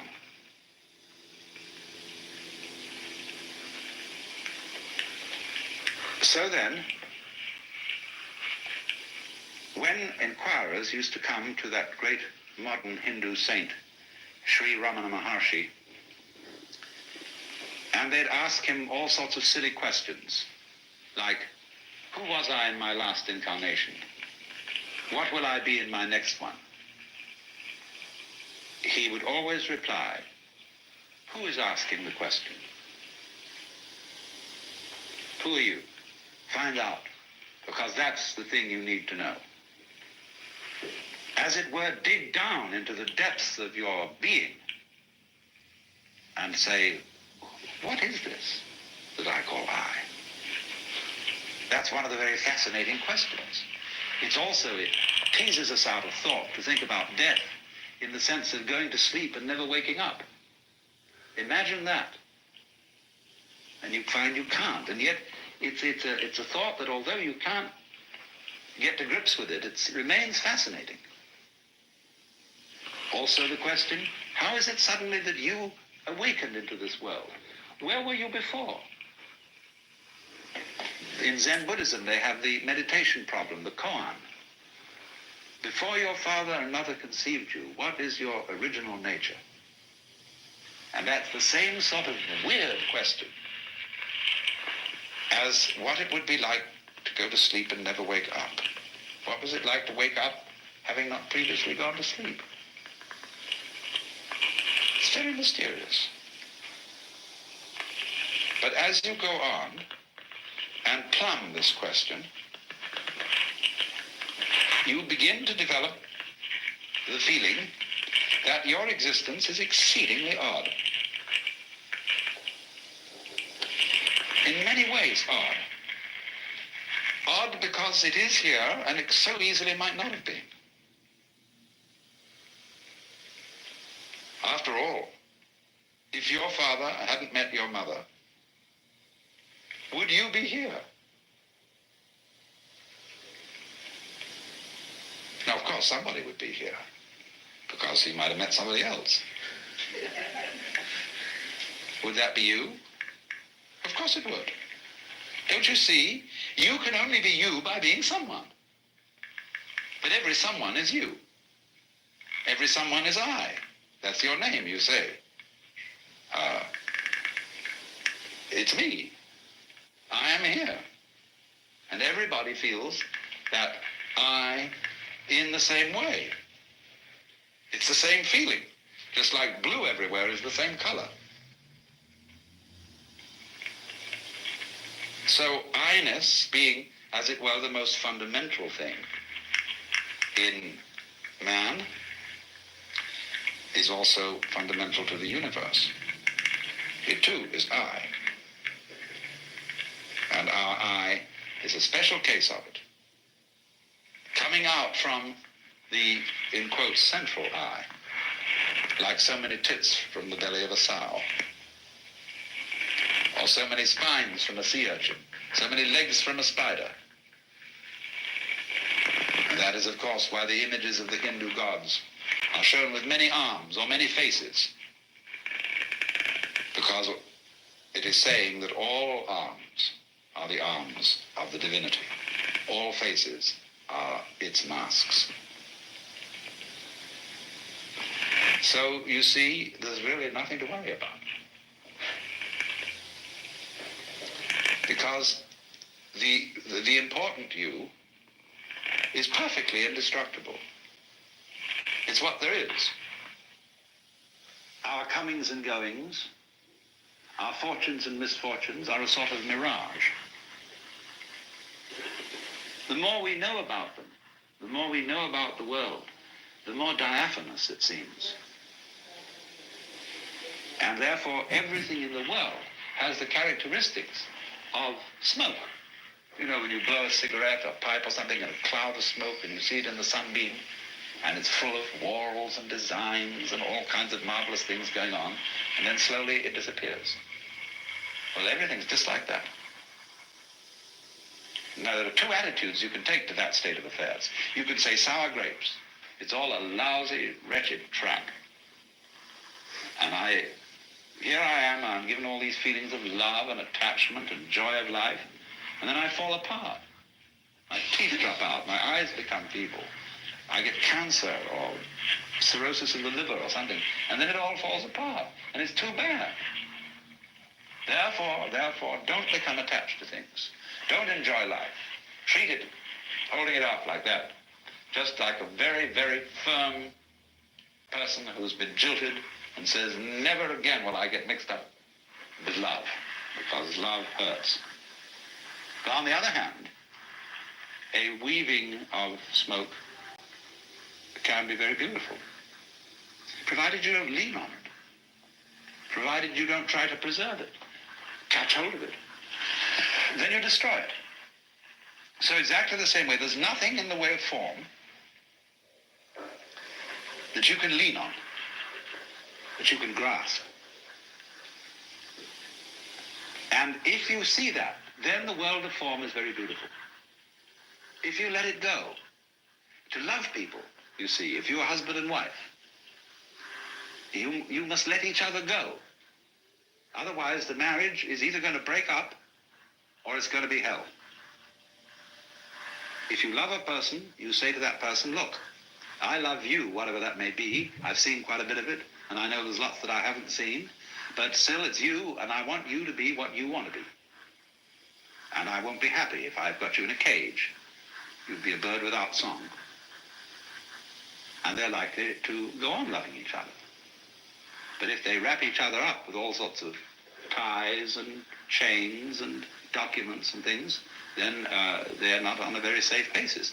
The very firm words of those documents belie the situation, because nobody curses and swears and kisses the Bible and all sorts of things like that if he means yes. So when the Hindu and Buddhist philosophers speak of detachment from all this apparent world of separate beings, detachment means going with this whole thing and not resisting its change. And you can afford to go with it. You can afford to get mixed up in life and to fall in love and to get involved with all sorts of things. You can afford it if you know that it's an illusion. But this is not illusion in a bad sense of the word. Here's this Hindu word, crucial. The world is called Maya. This word, Maya, yes, it means illusion. It means magic. It means art. It means delineation or measurement. And so from matra we get meter. We also get matter, material. Isn't it funny that when we say material, today we mean something very real, whereas the root of the word is illusion. So you see, I mean, measurement is kind of an illusion. You don't find inches lying around. You can't pick up an inch. So in the same way that hours and inches and pounds and dollars and so on are actually imaginary. They're elaborate systems of cosmic bookkeeping. with their little scratches on paper, little hairlines on dials. So in exactly that way, the distinction between things is maya, is imaginary. But what an imagination! In a way, to say that the world is maya is at the same time to say that what lies behind maya is immaterial. You look at the reversal of the word. Oh, it's immaterial. Doesn't matter. What matters? It's all this. But that gets us to a deeper point yet. The self, the real self, doesn't matter. Which is another way of saying it doesn't exist for any purpose. It doesn't need to exist for any purpose. What purpose would it exist for? When it's what there is. It doesn't need, it won't find anything in the future, has nothing in the past that it has to go back and remember. Is now, an eternal now. And so in that way, it doesn't matter. But therefore, the most important thing in the universe is the one thing that doesn't matter, the one thing that's totally and completely useless, and that nobody can find anything for. Once a Zen master was asked, what is the most valuable thing in the world? And he answered, the head of a dead cat. Why? Because no one can put a price on it. So this self, the Brahman, is like the head of a dead cat. But you see, if then you say, I really ought to get that dead cat's head because something spiritual about it and it'd be very good for me. After all, if I knew the self, I might be a better person. People might like me more. I'd be more constructive in society. I would do this, that, and the other. You see, that's putting the cart before the horse. That's trying to make the tail wag the dog. The knowledge of Brahman, the self, never does anybody any good if they're trying to make it do them some good. Only when they are not concerned with whether it does them any good or not. Does it do them any good? It's like when you relax and you go out and play. Americans in particular don't know how to do this because they're always justified. They always say it's good for me. It's exercise. It is to change from work and that'll be able to make me work better. See? Everything they do is done for some serious reason. It's the Protestant conscience. And so we never play, except very exceptionally, because play is that which is done just for itself, for fun. So the self, the Atman, the Brahman, exists for fun. It has no reason to exist. It's completely useless. And it is, therefore, Maya is linked with the word Lila. And that means play. Also, of course, the word illusion in English is derived from the Latin illudere, to play. So the nature, you might say, of the self is that it does no work. It only plays. Work is something serious, that you do for a purpose because you believe that you've got to go on living. You work to survive. Because you think you have to survive. That was one of the things they told you as a little child. You've got to go on, man. But you don't have to. This thing doesn't have to go on. That's why it does. I know that sounds paradoxical, but there's so many things in life that are like that. If I'm trying to impress people, I usually don't. If you try too hard with anything, you usually make a mess of it. And so this basic thing then is that the self, the Brahman behind the world, is engaged in play. It is in this sense that the Hindu philosophers say Brahman does not actually become the world. The meaning of that is he's playing at being it, or it's playing at being it, as distinct from working at it. And so in certain Oriental countries, when one refers to noble people of high birth, it is often said, so Lord so-and-so has died. The Japanese would say he has played at dying. Or will he play at taking a journey to Tokyo?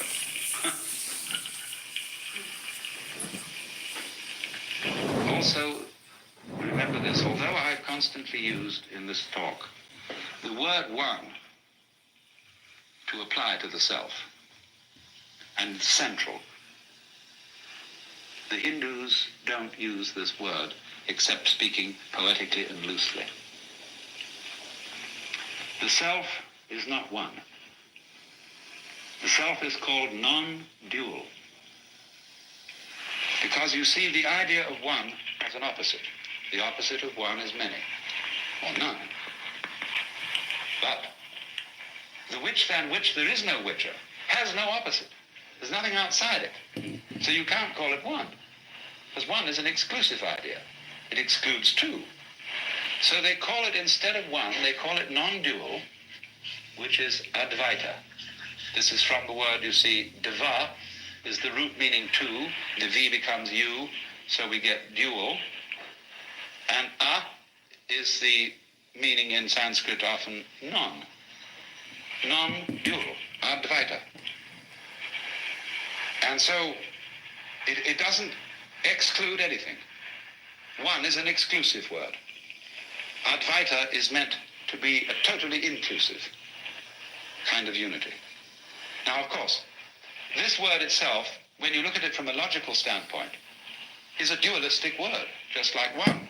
It's the opposite of Dvaita, Dvaita and Advaita. But the idea here in Indian philosophy is to use this word in a certain way. Now, you know that on a flat surface, you can't draw 3 dimensions. Anything you draw will be in 2 dimensions. But why do we see 3 dimensions? Because of an artistic convention called one-pointed perspective, which will give you the illusion of a 3rd dimension. Now, in other words, a 2-dimensional line is being used to imply a 3rd dimension which can never be expressed on a flat surface. So in exactly the same way, Advaita is a word used specially to designate what lies beyond all logical categories.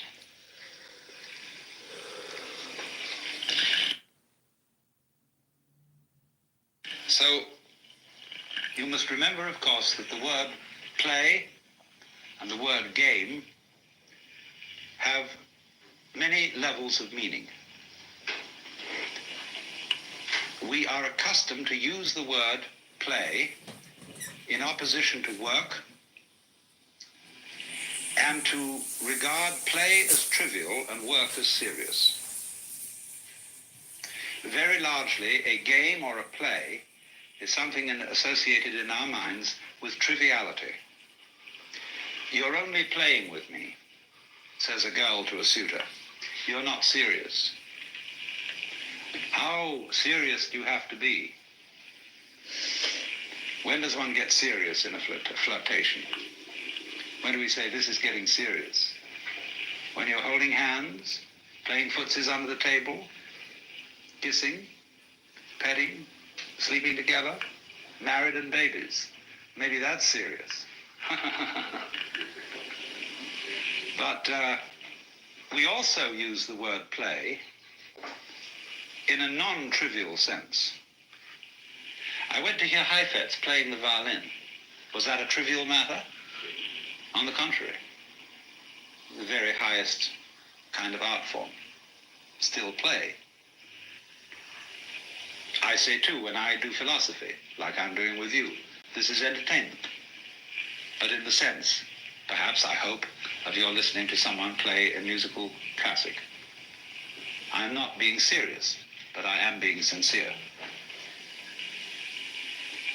The difference, you see, between seriousness and sincerity is that seriousness is someone speaking in the context of the possibility of a tragedy. That there is a situation where things might go absolutely wrong. And then I put on the expression which is serious. That's why soldiers on parade are always serious. They don't laugh. And when they salute the flag, they put on a stern expression. That's why in courts of law and in churches, people don't normally laugh, because all that we deal with here is very important, a matter of life and death. But the fundamental question must be brought forth: is God serious? And obviously the answer is no, because there's nothing to be serious about.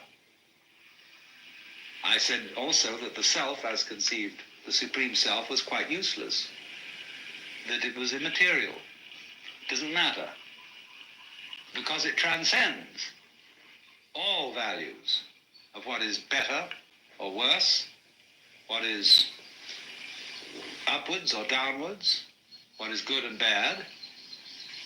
It so weaves the world that the good and the bad play together, like the black and white pieces in the game of chess. So, play is deeply the sort of thing children like to do with deep absorption and fascination, to drop pebbles into the water and watch the concentric circles of waves. Or mathematicians. Mathematicians, you know, especially what we call higher mathematicians, are entirely lacking in seriousness. They couldn't give a hoot in hell as to whether what they're doing has any practical application. They are working entirely on interesting puzzles. The basic form of the cosmic game, according to the Hindu view, is the game of hide and seek. Or you might call it the game of lost and found. Or again, now you see it, now you don't. In examining the nature of vibration, we find a very peculiar thing. If you represent vibration as a wave motion, you will notice that there is no such manifestation as half a wave. We do not find in nature crests without troughs or troughs without crests. No sound is produced unless there is both.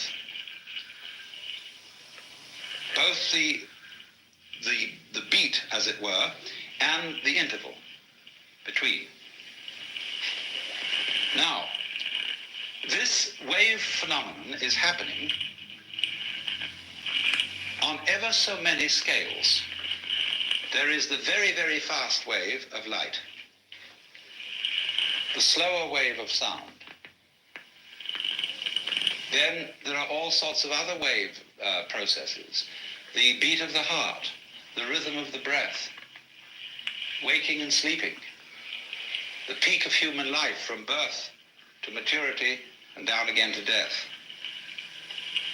And the slower the wave goes, the more difficult it is to see that the crest and the trough are inseparable. So that we become persuaded in the game of hide and seek that it is possible for the trough to go down and down and down forever and never rise again into a crest. forgetting that trough implies crest, just as crest implies trough. There is no such thing, you see, as pure sound. Sound is sound silence. Light is light darkness. Light is pulsation. And between every light pulse, there is the dark pulse. And so the Hindu image is that the self eternally plays a game of hide and seek with itself. Hindus calculate time in kalpa units.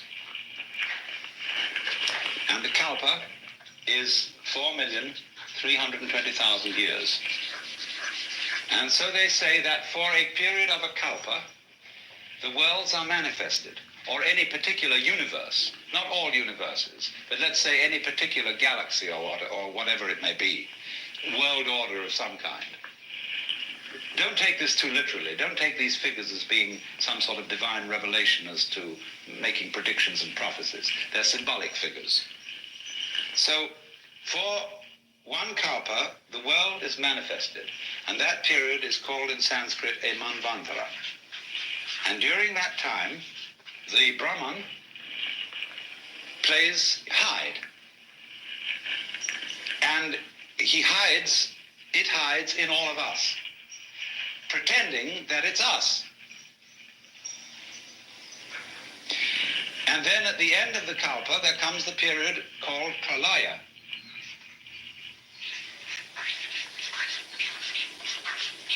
And that also is a kalpa long. And in that period, the Brahman, as it were, comes out of the act and returns to itself in peace and bliss. This is a very logical idea. What would you do if you were God?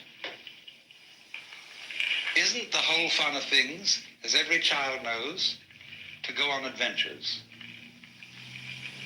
to make believe, to create illusions, that is to say patterns.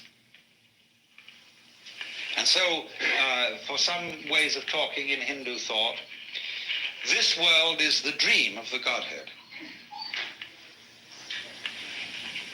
The Godhead is, of course, represented as in a way two-faced. With one face, he dreams and is absorbed in the dream world. With the other face, he is liberated. In other words, what you have to understand correctly is that from the standpoint of the self, the supreme self, the pralaya and the manvantara are simultaneous. But put into mythological form, for human consumption, they are represented as being in sequence, following each other. But they really happen at the same time. So that one doesn't realize union with the self after death, later than a certain time. All references to the hereafter should correctly be understood as the herein, as a domain deeper than egocentric consciousness. That is to say, when you get down to the bottom of the egocentric consciousness, you get to its limit, which is figuratively its death. Then you go on inwards, the self deeper than the conscious attention. And in that way, you go inwards to eternity. You don't go onwards to eternity. To go onwards is to find only time and time and time and more time and more time, in which things go round and round and round forever. But to go in is to go to eternity. But in the ordinary way, when we're talking about this graphically and vividly, in imagistic terms, we can talk about the everlasting game of hide and seek, which the self plays with itself. It forgets who it is and then creeps up behind itself and says, boo! And that's a great thrill. It pretends that things are getting serious, just as a great actor on the stage Although the audience know that what they're seeing is only a play, the skill of the actor is to take the audience in and to have them all sitting in anxiety on the edges of their seats, or to be weeping or laughing, or utterly involved in what they really know is only a play. So you would imagine that if there were a very great actor with absolutely superb technique, he would take himself in. And he, you see, would feel that the play was real. Well, that's their idea of what we're doing here and now. Now then, this works on a little plan. Let us consider the breakdown of a single kalpa. It consists of 4 yuga. That means an epoch. Number 1 is called Krita, or sometimes Satya. And these names are based on the Hindu game of dice. There are 4 throws in their game, and Krita means the perfect throw, the throw of 4. Number 2 is Treta, the throw of 3. Number 3 is Dvapara, the throw of 2. And number 4 is Kali. That's the worst throw, the throw of value 1. Now, you will see that these yugas divide up a period of 4,320,000 years. I never remember numbers too well. So, the first yuga is 1,780,000 years long. The second is 1,296,000 years. The third, the Dvapara, is 864,000. And the Kali Yuga is 432,000. Now you see what's happening here.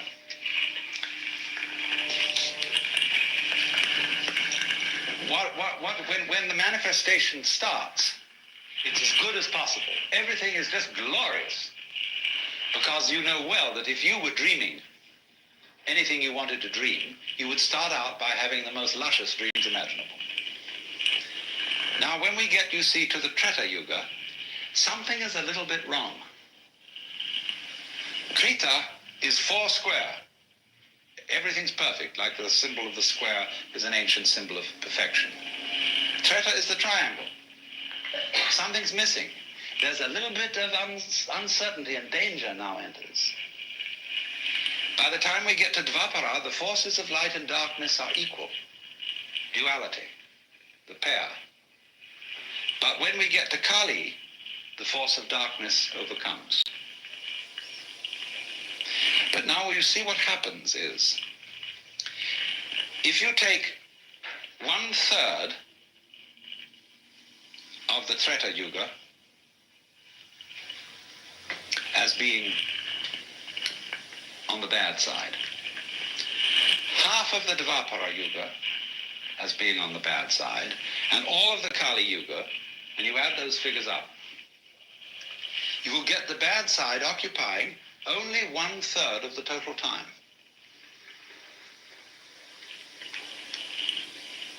So what's going on here? It is not quite a situation, you see. It's not a view of the cosmos in which good and evil are so evenly balanced that nothing happens. Evil is just troublesome enough to give good a run for its money.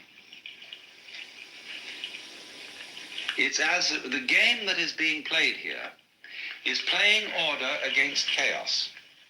But you've got to have some chaos in order to play the game of order against it. But if order wins, there's no further game. If chaos wins, there's no further game. If they're equally balanced, it's a stalemate. So what happens is this. Chaos is always losing, but is never defeated. It's the good loser. And that is a game that is worth the candle. Let's take playing chess. If you get an opponent who can always defeat you, you stop playing with him. If you get an opponent whom you can always defeat, you stop playing with them. But so long as there is a certain uncertainty of outcome, and you win some of the time, then it's a good game. And this is simply a number symbolism, as I said again, not to be taken literally, of the way this thing works. So the mythology says that we are now in the Kali Yuga, which started a little before 3000 BC. So we've got a long way to go to the end of it if you're going to take this literally. But of course, people have a way of always being in the Kali Yuga. We can go back to Egyptian inscriptions from 6000 BC, which saying is that the world is going hopelessly to the dogs. That's always been the complaint. But according to this mythology, there are you have to realize the Lord, the Brahman, in three aspects. One is Brahma, the creative principle. Two is Vishnu, the preserving principle. And three is Shiva, the destroying principle. And Shiva is very important here. Shiva is always represented in Hindu imagery as a yogi. He is the destroyer in the sense of being the liberator, the cracker of shells so that chickens can come forth, the breaker up of mothers so that their children can be unsmothered, the liberative destruction, the bonfire.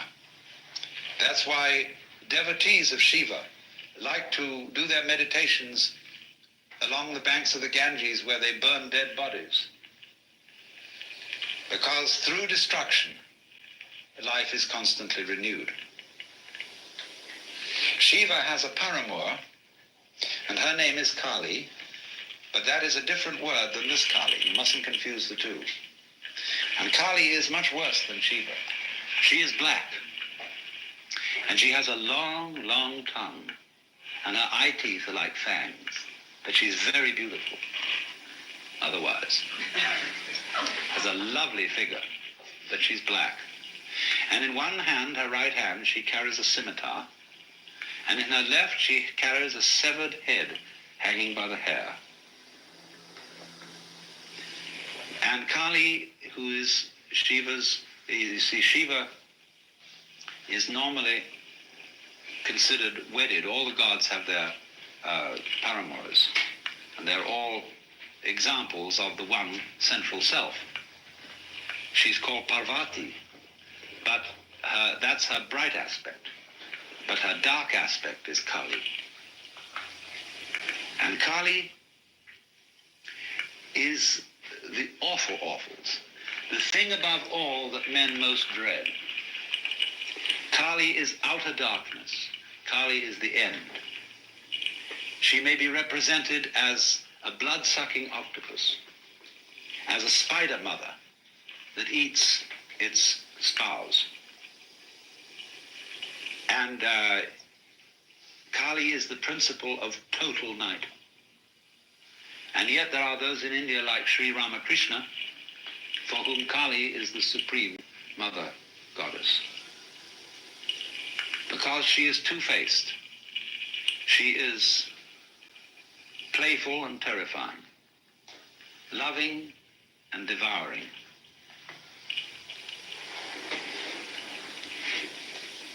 Destroyer and savior. And the cult of Kali has as its importance helping one to see the light principle in the very depths of darkness. I have some suggestions for meditation on Kali, which you can all practice very easily. You go to the aquarium, and you find out there the monsters of the deep that make you feel most uncomfortable, and you study them. So in this way, Kali is studied by her devotees. And if you meditate on those, this will be like putting manure on the soil. And out of all this apparently morbid and dismal thinking, bright things will begin to arise, because you will realize that what Kali is the most far-out act that the Supreme Self can put on.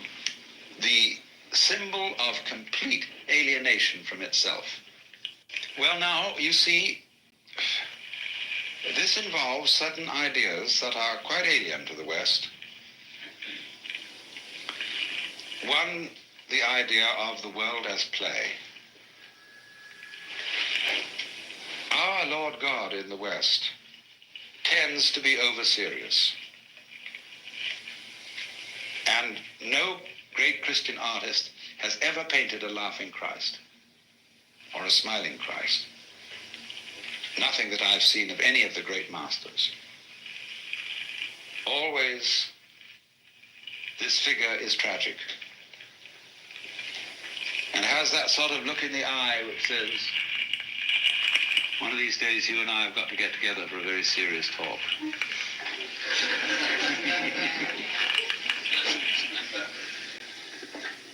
So you see, there is some difficulty about the notion of the world as a dramatic play for us. There's another difficult notion here, and that is cyclic time. See, most of us live in linear time. This originated with St. Augustine and his interpretation of the Bible. Now, I don't know how true this really is, but it's certainly a big fashion in modern scholarship to say that it was Judaism that gave us the idea of history. Hindus have no interest in history whatsoever, or not until recent times. To the total exasperation of historians, there is no way of finding textual evidence of the age of most of the Hindu scriptures, because they aren't interested in history as such. They are only interested in human events as archetypal occurrences, as repetitions of the great mythological themes over and over again. So if in a document started out that a certain adventure happened to King so-and-so, whom everybody knew at the time, in the next generation, they had changed the name of that king to the current king, because the story was typical anyway. They just wanted to say a king everybody knew. They altered things in that way, and so they know no kind of chronology. And if you ask even quite intelligent Asians about this, they have difficulty in understanding what kind of a question you're asking. What is this history thing? Whereas on the other hand, according to our scholars, the Jews were historically minded because they remembered the story of their descent from Adam and Abraham, the great event of the liberation from Egypt, and then the triumphant reign of King David, and then things go sliding downhill as other political forces become stronger and stronger. And so they get fixed on the idea that one day is going to be the day of the Lord, and the Messiah will come and put an end to history. And there will be the restoration of paradise. But this is linear. They don't think of the world having been created many, many times before, and come to an end many, many times before. It's one clear ascent from start to finish, from alpha to omega. Well, when St. Augustine was thinking about this, he thought, if time is cyclic, Jesus would have to be crucified for the salvation of the world once in every cycle. But for some reason, he had it firmly fixed into his head that there was only one historical crucifixion in time. What they call the one full, perfect, sufficient sacrifice, oblation, and satisfaction for the sins of the whole world. Once is enough. Now, of course, he got his hierarchies confused. It's true, there is one sacrifice, but that's on the plane of eternity. On the plane of time, eternal things can be repeated again and again and again. But so, as a result of that, we are handed down, not a Greek, the Greeks also had cyclic time, like the Hindus. But we have been handed down linear time, and therefore we are always thinking of a progression that will take us steadily, faster and faster, to a more and more perfect world. And it will get better, better, and better, and better, all the way along, if we keep our heads.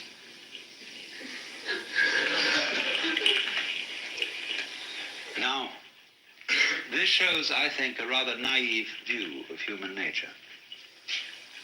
Human beings tend to smash what they create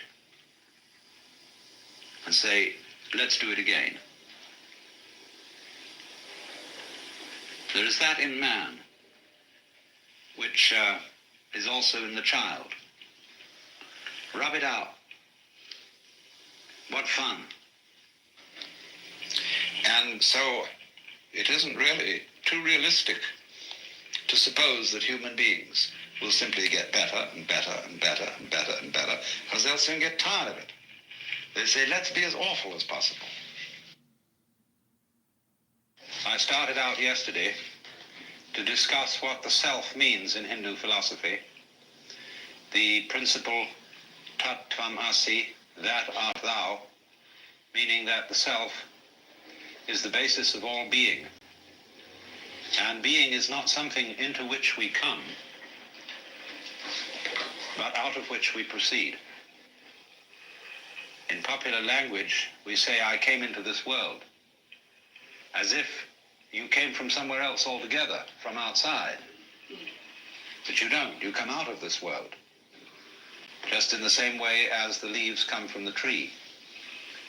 And so in that way you are an expression of it, and the self meaning itself, self meaning identity, self meaning basis, ground, is what everybody fundamentally is.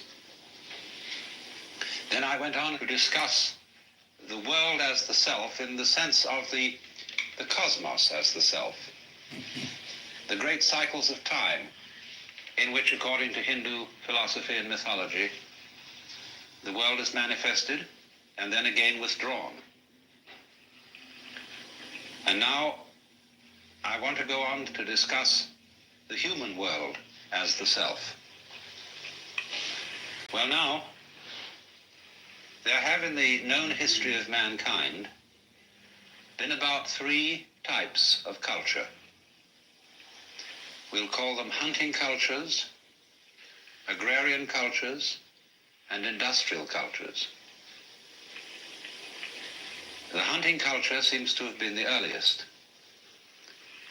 And agrarian cultures arose when hunters learned to farm and therefore had to settle in certain places. And it was then that men built cities. And when we pass from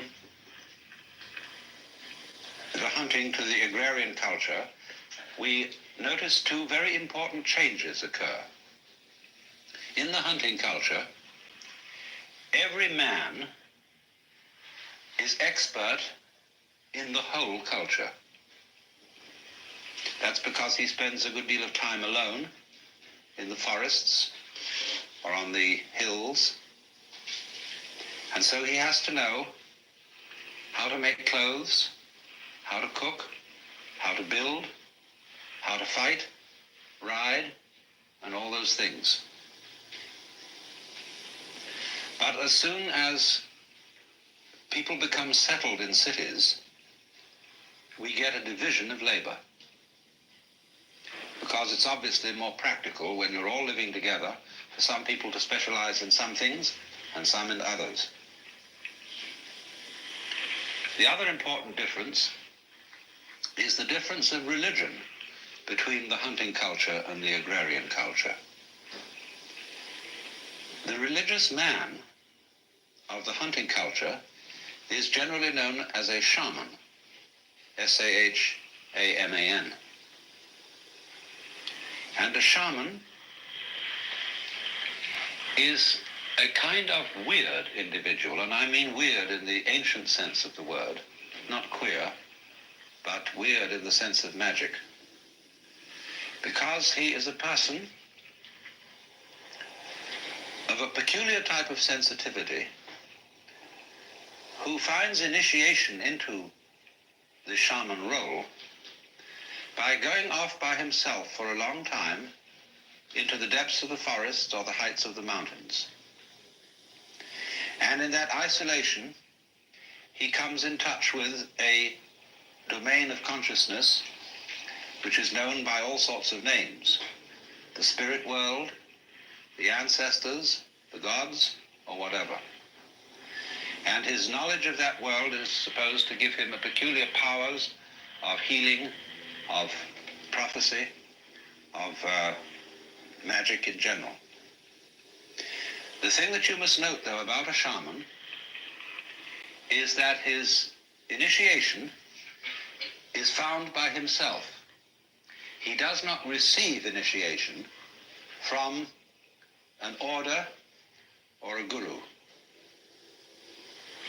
On the other hand, the religious man of the agrarian community is a priest. And a priest is almost invariably an ordained person. He receives his power from a community of priests or from a guru. In other words, from tradition. Tradition is all important in the agrarian community. Now then, reasonably enough, the first communities are stockaded enclosures. They are made of palings. And so we speak of people being within the pale and beyond the pale. And because the word paling we still use in fencing, and you know that the Spanish for a tree is palo. So here is a primitive stockaded community. And as often as not, this community will settle at a crossroads for obvious reasons. Where roads cross, that's where people meet. And so it's liable to have 4 gates and these crossing main streets. And that immediately establishes 4 divisions of the city. And so oddly enough, in Hindu society, there are 4 castes based on the 4 fundamental divisions of labor. And number 1 is the caste of priests, and they're called Brahmana. Number 2 is the caste of warriors, and also rulers, and they're called Kshatriya. Number 3 is the caste of merchants and tradesmen, and they're called Vaishya. And number 4 are laborers, and they are called Shudra. So those are the 4 principal roles in the world of settled humanity. It's interesting, I said people settled in cities because they had to plant. And there are many legends to the effect that what they were mostly concerned with planting were grapes for wine, and they cultivated vineyards. When you enter society, you are born into a caste. And this is very understandable in a community where you don't have a generalized system of education. You don't go to school, and therefore you learn what to do in life from your parents and your family. So if you grow up as a carpenter's son, it never occurs to you to do anything else but carpentry. Why would you? You might become a better carpenter than your father, but still that would be the natural thing to do. It's only when one is exposed to school and then people begin to talk about, well, what do you want to be in life? That people get the idea that they might be anything. So if this sort of way of life is natural to you, you don't find it particularly objectionable. Of course, all kinds of weird complications and rituals and prohibitions grow up in the course of time that can make this system very cumbersome, as it has been until quite recently in India. Then what happens is this. You go through an evolution in your development in this community, which has first of all the stage called brahmacharya, studentship or apprenticeship. After that you enter the stage of grihastha, meaning householder. And a householder has two duties. One is called artha, A-R-T-H-A, and the other kama, K-A-M-A. Artha means the duties of citizenship, partaking in the political life of the community. Kama, K-A-M-A, means the cultivation of the senses, of aesthetic and sensual beauty. And therefore kama includes the art of love, the arts of beautification, of dress, of cooking, and all that kind of thing. So that the Kama Sutra is the scripture about love. Kama, in a sense, means passion, and is the great Hindu manual of how to behave sexually. It's a book that every child ought to read on gaining puberty, so that he would get some sense of how to make love without being a mere baboon. Then there is also the Artha Shastra, and that is the scripture about rulers and the way of the Kshatriya caste. Now, so you've got these stages now. Brahmacharya, which is studentship, Artha and Kama, they go together, and they constitute the duties of grihastha, of a householder. Beyond that, there is the duty of dharma, D-H-A-R-M-A, and dharma has many, many meanings in Sanskrit. It can mean something like law or justice. Could even mean slightly righteousness, but not as we have come to understand that word in common speech today. Perhaps rightness would be better than righteousness. But dharma has a primary meaning of method.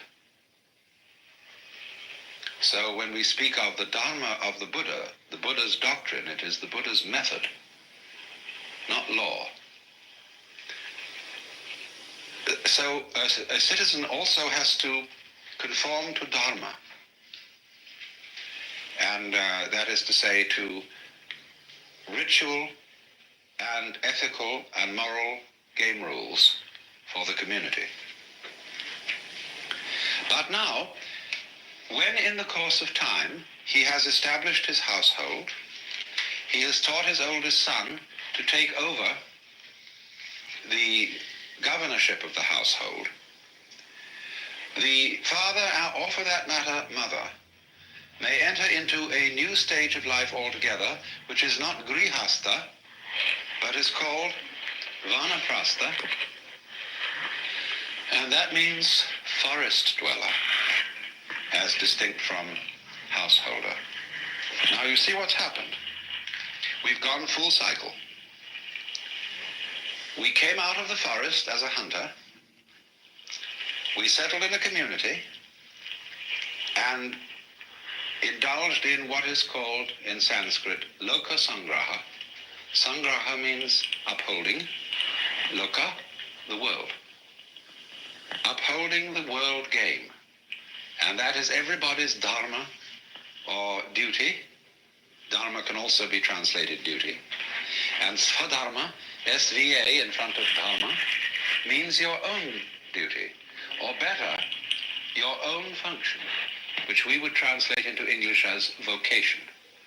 So everybody's caste work is his swadharma. When you have fulfilled your swadharma, you go into the vanaprastha stage. Now, anciently that meant that you actually did go out into the forest, and you became, of all things, it's called a shramana in Sanskrit. Sramana. And it is thought that that is the word shaman.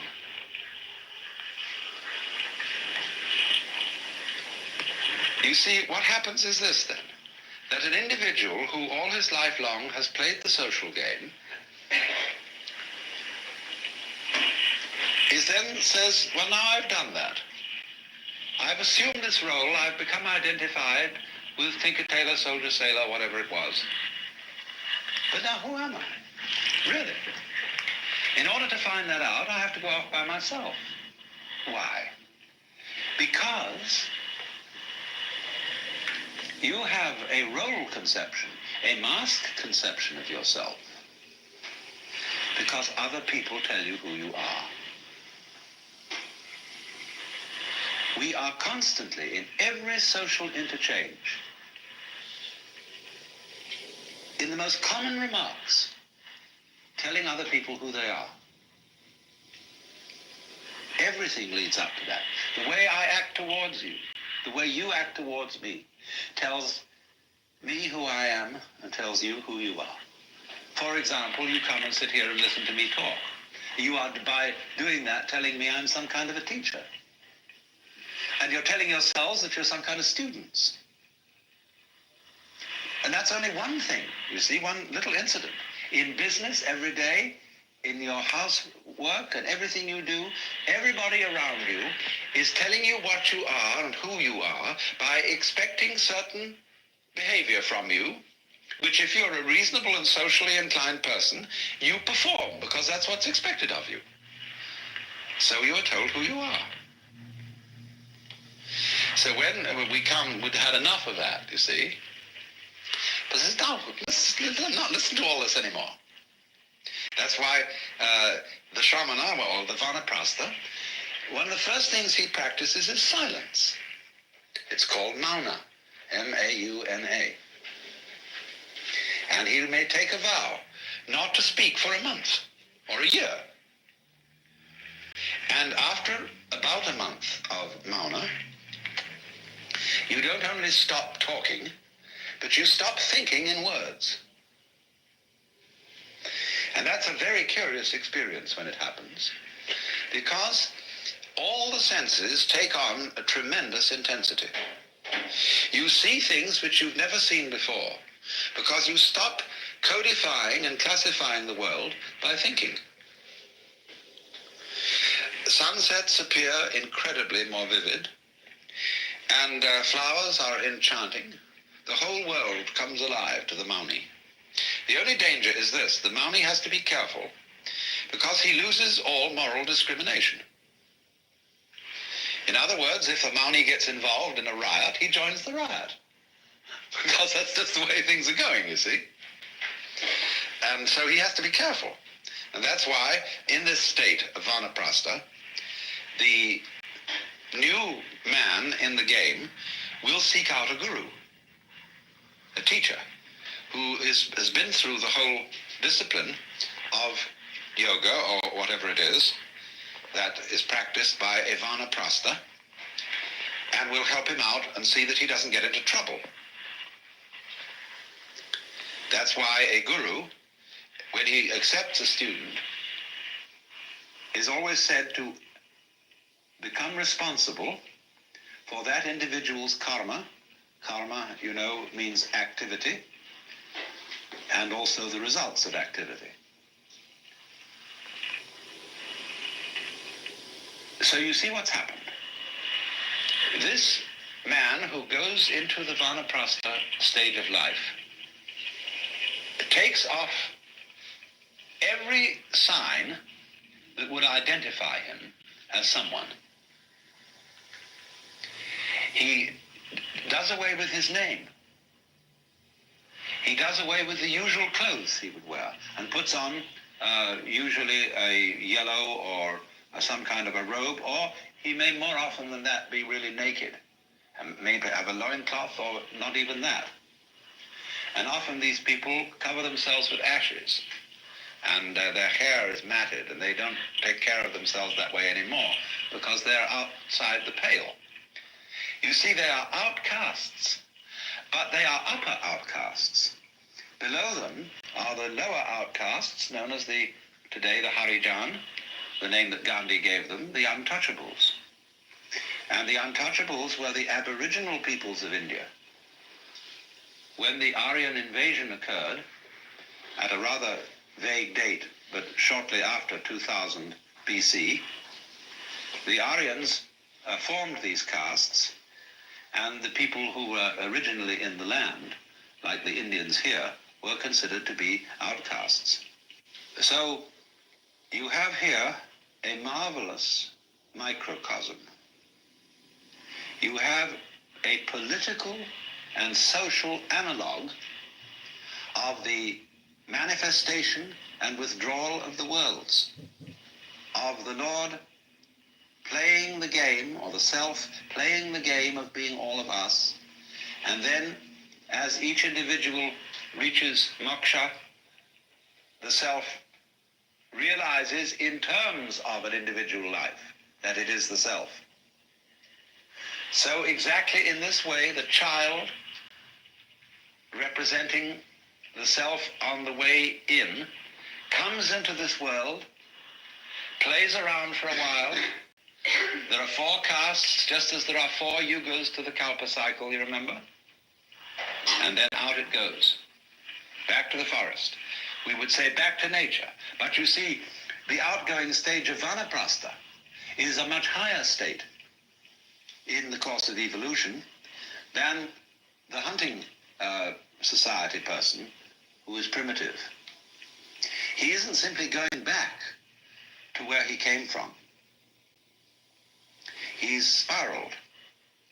He's come round to an equivalent position, but at a higher level. And what he has gained in the interim is self-awareness. I mean that too in the ordinary sense when we speak of self-consciousness. See, it's not much fun to be happy and not know it. We need a certain resonance. Self-consciousness is an echo in our heads, an echo of what we do, but wouldn't be aware of doing it if there wasn't an echo. When you see yourself in a mirror, that mirror is a visual echo of your face. And that's why in a room such as this, it's a very comfortable room for me to talk in, because it has resonance. And so self-consciousness is neurological resonance. Now you know how troublesome resonance can get if it's not properly worked out. You can get echoes that just won't stop. So you go into a great cave somewhere and you say, hi! It says, hi, hi, hi, hi, hi, hi, hi, hi, hi, hi, hi, hi, hi, hi, all up in the distance, see? That's very confusing. Now that's the sort of snarl that self-consciousness can get into, and we call it anxiety. When I keep thinking, did I do the right thing? In the course of some performance, if I'm constantly aware of myself in a kind of anxious, critical way, my resonance becomes too high. And so I get confused and jittery. But if you learn that self-consciousness has limits, that self-awareness cannot possibly enable you to be free of making mistakes. You can learn to be spontaneous in spite of being self-aware and enjoy the echo.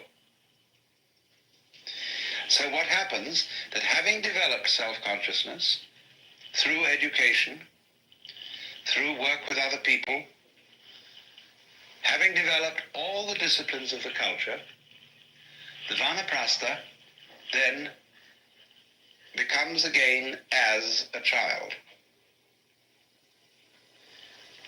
But then, you see, he has what Freud says the child has from the beginning. Freud called it the oceanic feeling. And the oceanic feeling is the sensation of being one with the universe. The vanaprastha gets that back. But it's not a child's oceanic feeling. It's an adult's oceanic feeling. Something which the psychoanalysts don't discuss. Because according to them, all oceanic feelings are regressive. But there is a mature oceanic feeling as contrasted with the immature oceanic feeling of the child, which is as different as the oak is from the acorn. And so you can have this sensation, you see, of total unity with the cosmos, of the, shall I call it, expansion to infinity or contraction to infinity of your identity, without forgetting society's game rules with regard to you. In other words, it doesn't mean that you forget your address, telephone number, social security number, and the name you were given. You remember all that. And you can play that game when necessary.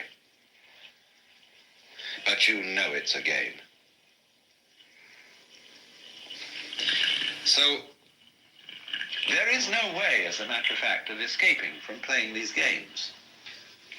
And the only thing is that when you find out, you see, that you are thoroughly selfish, you inquire, what is the self that I love? What is this thing that I'm so interested in advancing and in protecting? And you look very closely into what you feel when you think you feel yourself. And you know what you find out? That yourself is everything that you thought was someone else, or something else. You have no knowledge of yourself, you see, except in relation to others. Self and other are as inseparable as back and front. There is no knowledge of self without the knowledge of otherness. There is no knowledge of the voluntary without the knowledge of the involuntary, of can without can't. So they go together. And that going together of self and other is non-duality. That's Advaita. That is the self with a capital S. So through self, one finds deliverance from self. And so finally we come to the last consideration, which is the question, in what way and by what means can an individual who is under the impression that he is a separate individual, limited by and enclosed in his bag of skin, how can such a person effectively realize that he is deep down the universal self, the Brahman?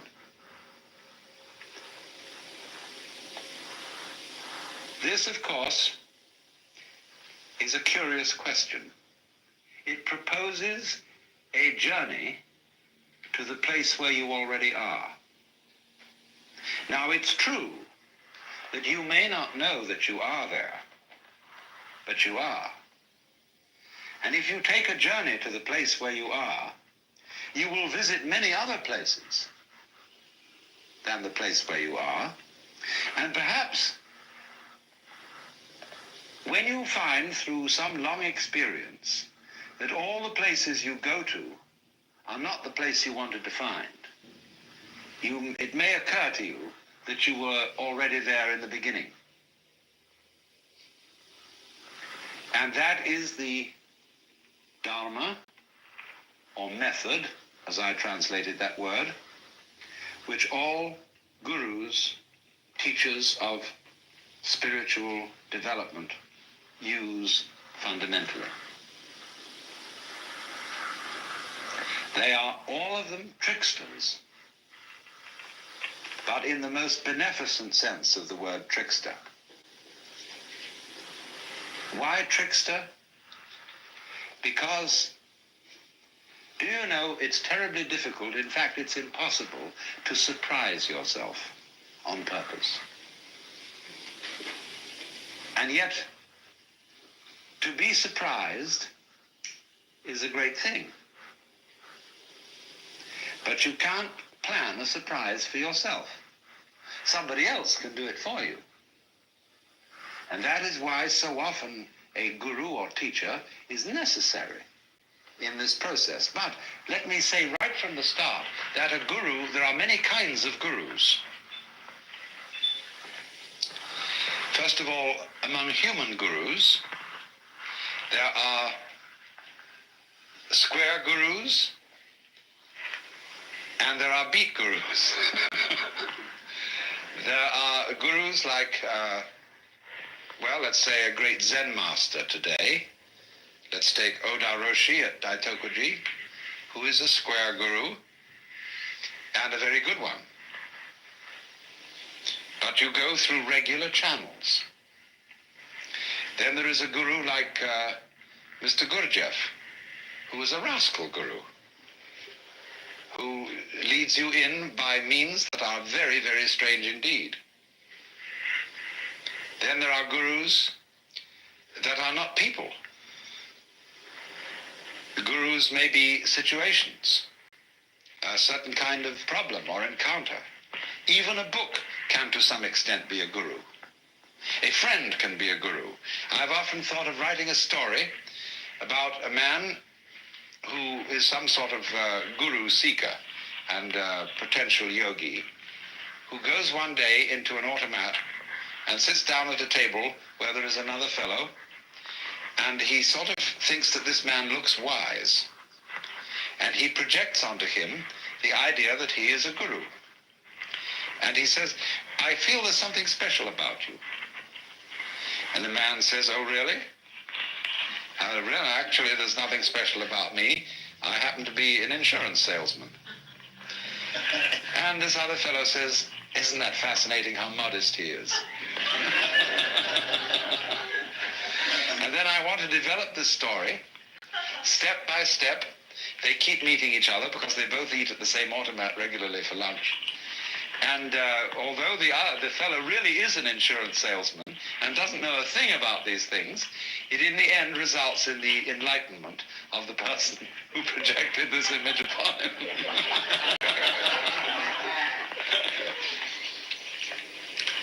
So there are, as I say, many kinds of guru.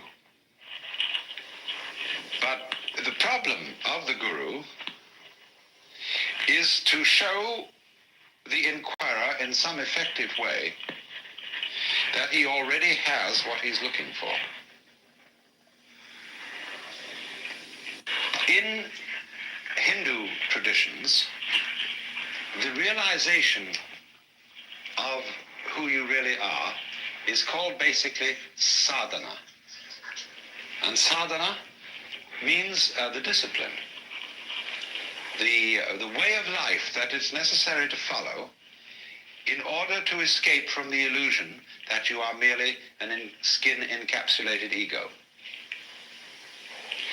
And sadhana comprises yoga, from the root yug,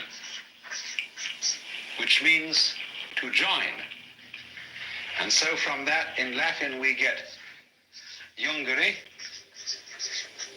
to join, and in English, junction, and also yoke. And junction is also the word union, you see. All this derives from the Sanskrit root, yug. A yoke is also a discipline. When you yoke oxen, that is a kind of a discipline. Now, strictly speaking, in the very strictest sense, yoga means the state of union, the state in which the individual self, what is called the Jivatman. Jivatman is approximately translatable as ego. Jivatman finds that it is ultimately Atman, which equals Brahman, the Supreme Self. So yoga is the state. The strictest meaning of yoga is the state of union, and a yogi means one who has realized that union. But we find that the word is not normally used in that way, in that strict sense. Yoga, in the normal way of use, means the practice of meditation, whereby one comes into the state of union. Supposing that I say to you, each one of you is really the great self, the Brahman. And you say, well, all you've said up till now makes me fairly sympathetic to this intellectually, but I don't really feel it. What must I do to feel it really? My answer to you is this. You ask me that question because you don't want to feel it really. You're frightened of it. And therefore what you're going to do is you're going to get a method of practice so that you can put it off. So that I can say, well, I can be a long time on the way getting this thing. And then maybe I'll be worthy of it after I have suffered enough. See, because we are brought up in a social scheme whereby we have to deserve what we get. And the price that one pays for all good things is suffering. But all of that is precisely postponement, because one is afraid here and now to see it.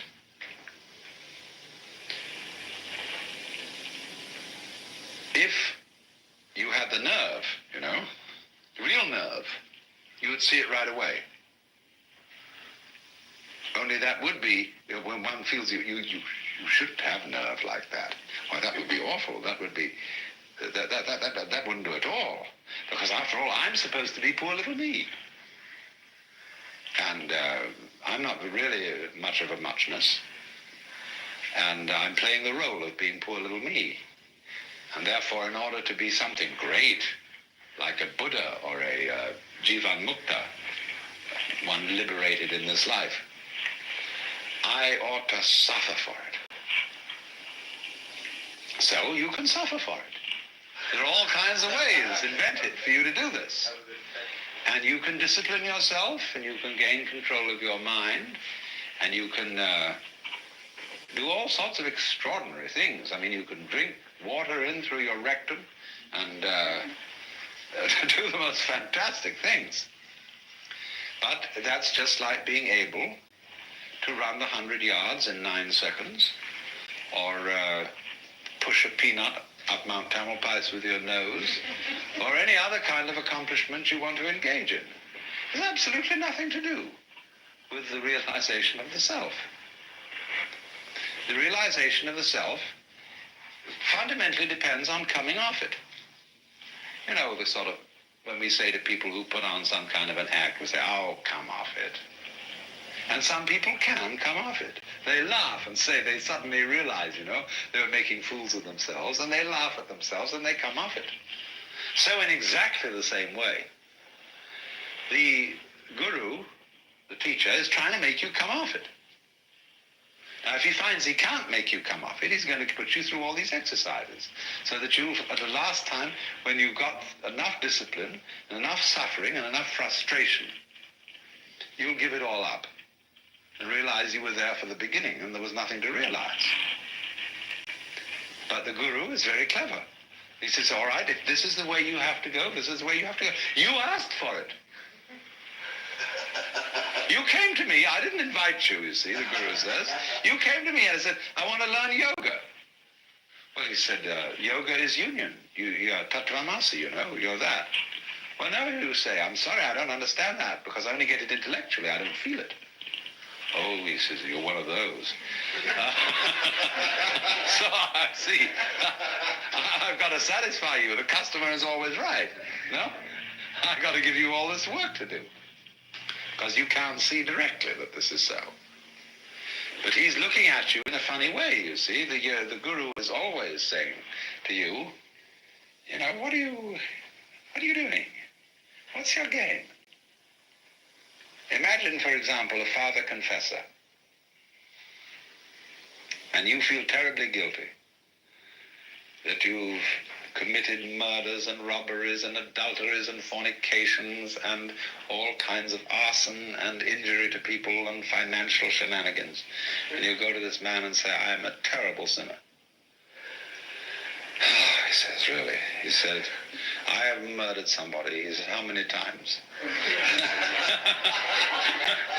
And you think, oh, good Lord, this man doesn't realize how awful I am. And you recite all these things. He's perfectly calm.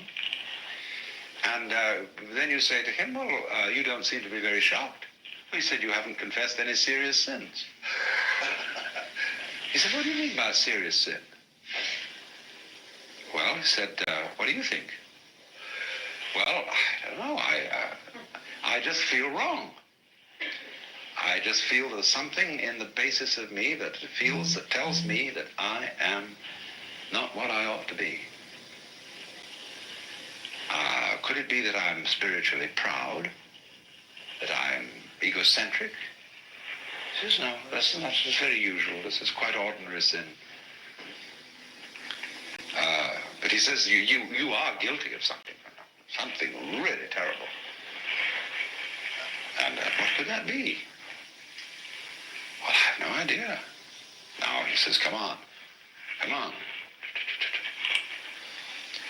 Go deeper. What is the real sin you've committed? And you think, what, me? I, little me, could do something worse than murder, worse than spiritual pride? Just little me? I mean, I'm a reasonably well-intentioned person. What could that be? And he looks at you in a funny way. Says, you know. It's a kind of a Kafkaesque situation where you're accused of a crime that's not specified. And yet the accuser says, you jolly well know what you've done. Of course, we can't mention it. Because, it's like those laws that are on the books in the state of California and several other states where people are accused of the abominable crime against nature. Nobody knows what it is. I mean, it can't be mentioned. It's too dreadful to be talked about. So this guy does the same thing, but it's in a different dimension. You've done it. Now, what did you do? See, the real crime is that you won't admit you're God. That's false modesty. So the guru challenges, you see. He challenges you. If you raise the question, he doesn't go out and preach in the streets and say, come on, everybody, you ought to be converted. He sits down under a tree and waits. And people start coming around, and they offer him propositions. He answers back. And he challenges you. in any way that he thinks is appropriate to your situation. Now, if you've got a thin shell and your mask is easily dispatched with, he simply uses what we might call an easy method. He says, listen, Shiva, come up it. Don't pretend you're this guy here. I know who you are. And the guy sort of twinkles a bit and says, well, I guess you're right.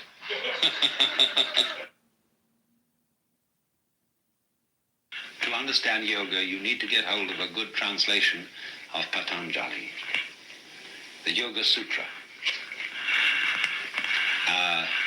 I don't know which is the best translation. There are so many of them. It says, it starts out, now yoga is explained. First verse. And the commentators say now has a special meaning because it follows from something else that you're supposed to know beforehand. That you're supposed to be, in other words, a civilized human being before you start out on yoga. We don't teach yoga to baboons. And so you're supposed to have been disciplined in artha, karma, and dharma. In politics, sensuality, and dharma, justice. And then you can start yoga. Then the next verse is yogas chitta vritti nirodha, which means yoga is the cessation of revolutions of the mind. In other words, you can interpret that at many levels. Chitta meaning consciousness, like a pool, like water, like a reflecting pool. If there are waves on that, it doesn't reflect, it breaks up all the reflections. So stop the waves on the mind, and it will reflect reality clearly. Get a perfectly calm mind. That's one meaning of it. Or another meaning of it is stop thinking. Eliminate all contents from the mind, all thoughts, all feelings, all sensations, everything. How will you do that? Well, it goes on to say you do it by certain steps. First of all, pranayama, which means the control of the breath. Pratyahara, which means preliminary concentration. Dharana, a more intense form of concentration. Dhyana, which is the same, dhyana is Sanskrit for Zen, and that means profound union between subject and object. And finally, samadhi, which is way out. Now what's happening here? Control your mind. First of all, by breathing. Breathing is a very strange thing because breathing can be viewed both as an involuntary and as a voluntary action. You can feel I breathe, and yet you can feel it breathes me. And they have all sorts of fancy breathing ways in yoga. They're very amusing to practice because you can get very high on them. So they set you at these tricks. And of course, if you are bright, you may begin to realize some things at that point. If you're not very bright, then you'll have to go on. And so next they really get to work on concentration. Concentrate the mind on one point. Now this can be an absolutely fascinating undertaking. I suggest that you try it this way if you want to make experiments. Select a highlight on some bright, some polished surface, copper or glass or something, where there's a little tiny reflection, say of a candle or an electric light bulb. Look at it and put your eyes out of focus so that the bright spot appears to be fuzzy. A fuzzy circle. Now look very carefully at the design in the fuzzy circle and see if you can make it out. There is a definite pattern of blur, and you can have a wonderful time looking at that. Then go back, get your eyes into focus, and look at intense light. And you can go into it, and into it, and into it, like you're falling down a funnel. And at the end of that funnel is this intense light. And go down, go in. It's the most thrilling experience. Then suddenly the guru wakes you up and says, "What are you doing that for?" Well, because I want realization. Why? Because we live in a world of, if we identify ourselves with the ego, we get into trouble, we suffer, we're in a mess. He says, "Are you afraid of that?" Yes. So then all that you're doing to practice yoga is based on fear. You're just escaping, you're running away. How do you think you can get realization through fear? Now there's one to think about. Krishnamurti says to people, now look, there is nothing you can do to be liberated, because all your efforts in the direction of liberation are phony. They are based on your desire to boost and continue your ego, and that will never lead to liberation. All you can do, he says, is to be aware of yourself as you are, without judgment.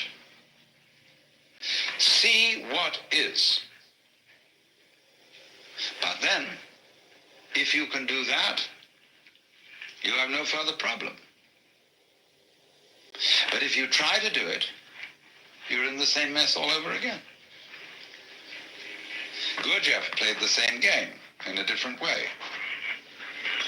He said, the most important thing is self-remembering. Always at every moment be aware of what you're doing. Watch yourself constantly and never be absent-minded. So all day, when you pick up the piece of paper, you realize, I'm picking up this piece of paper, and I'm opening it inside, and so on. And I know I'm doing it this way, so I'm not asleep. Ordinary people, pick up a piece of paper. In this way, we're really picking up the piece of paper. And so all these people are doing this, watching all the time. Now, where do they land up? I've told this story millions of times, really. Excuse me, but it's very important. When they teach you in Japanese Zen how to use a sword,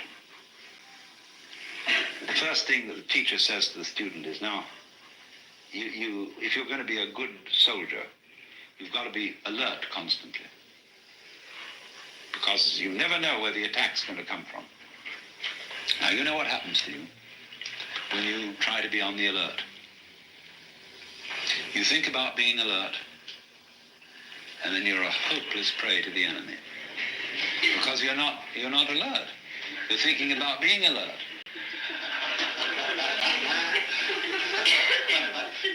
You must be simply awake and relaxed. And then all your nerve ends are working, and wherever the attack comes from, you're ready. They liken this to a barrel of water. The water is just sitting there in the barrel. But the minute you make a hole in the barrel, the water immediately is ready to come out of that hole. So in the same way, the mind, when it is in a proper state, is ready to respond in any direction from which the attack may come. So this man is no longer alert in the sense of taut and anxious. Which way is it going to go? See? He's just sitting there, like a cat sits there. And the minute anything happens, meow, it's right there. Because it didn't have to overcome any set in a direction opposite to that from which the attack comes. If you're set for the attack to come from there, and it comes from here, you have to pull back from there and go there, but that's too late. So you sit in the middle. And you don't expect the attack from any particular direction. But now, the most amazing gamesmanship goes on in the whole domain of yoga and spiritual practice. You would be astounded. So, I mean, one of the games in all this is to find a little flaw in you, see? Everybody has a place where they can be jiggled a bit. It's something they're a bit ashamed of, and so they think, does this person really know my secret? He's not saying anything because he's polite, but does he really see through me and know that somewhere are the awful awfuls and that I'm a little bit upsettable? This is all part of religious competition. If you go to the Roman Catholics and you've been psychoanalyzed, you see, they'll say, well, that's fine, but of course it's not nearly enough. I mean, that's all very well so far as it goes, but, or if you're a Roman Catholic and you go to a Buddhist outfit that's on a missionary basis, they'll say, yes, of course, through your Catholicism, you've learned some of the basic virtues, but of course, Catholicism doesn't go anywhere near the heart of things, in that it doesn't have an elaborate system of meditation like we have. Then you go over to the Hindu school, and they say, as the Buddhists go to a certain point, they do attain a very, very high stage of realization, but there is nevertheless something higher than that, which they don't quite get. And you will find this all round the world. Everybody claiming to have that little special extra essence which the others don't have. Now, why are they doing that? Are they all frauds? Are they all out to get you into their society? Sometimes, yes. But sometimes they're trying to see whether you fall for this, testing you out. This is upaya, skillful method. And if you become falling for that little extra special thing that's just supposed to be around the corner, no? Then they've got you. Or rather, you've got yourself in the mix. And you have to work at that and work at that and work at that until you find out that you were being made a monkey of. But you were being made a monkey of because you could be made a monkey of. You hadn't really arrived where you are. You didn't have the nerve to be you. That is to say, to be the self. Medieval society in the West, comparable to Hindu society, allowed people to check out of the game. It revered and encouraged hermits, monks, nuns, of various types of discipline. There's this difference, you see, for the West and India. You couldn't join the Brahmana caste, the priest caste, from some other caste. But in the European caste system, by becoming a priest or a cleric of any kind, you see, a cleric means simply a literate person. You could familiarize with any other caste once you're in that one. And so it was a wonderful way of rising in society. You could, from being a serf, go to being a priest, to being an archbishop, and consort with the nobility. It was the only way open to cross castes, you see. And because they were the literate people, it was through literacy and through universities founded by clerics that our caste system began to break. And we got the idea of choosing your own vocation and not simply following what your parents did. Now, I want to make an observation here about checking out of the game. This is not encouraged in contemporary society.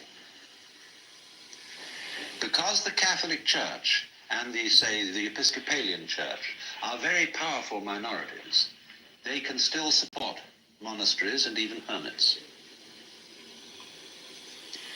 But you can't be one on your own without great difficulty.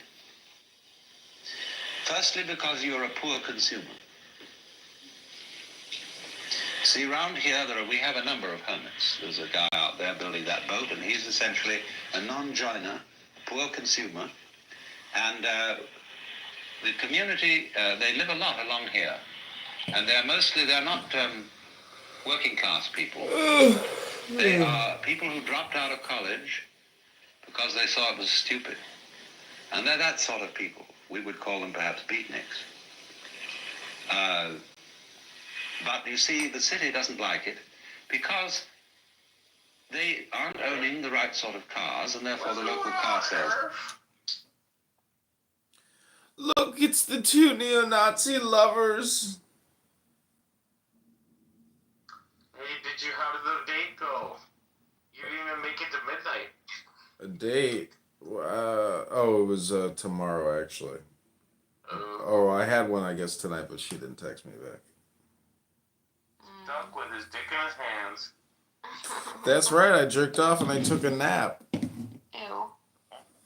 Been there, done that. That's what happens, Princessia. You go straight to sleep afterwards. It's like tryptophan. Thanksgiving in my hand.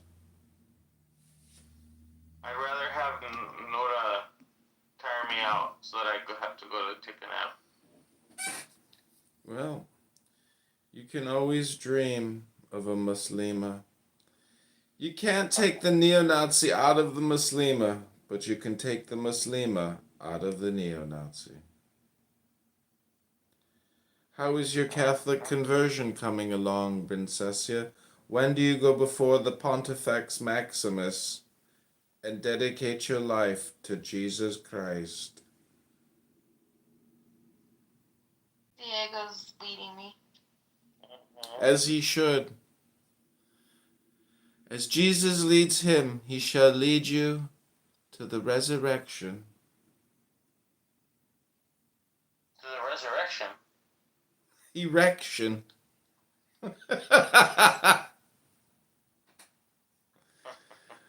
What is the difference? And one day you'll accept Christ. Well, What do you mean? I'm a baptized Christian. but that doesn't mean you've accepted Christ.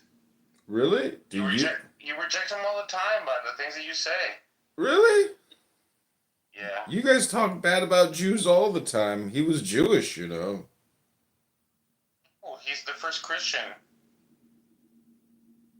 No, he was only called a Christian by the Romans. What are you talking about? He was a Jew. He was called King of the Jews. That's what they put on his sign at his crucifixion. Mm-hmm.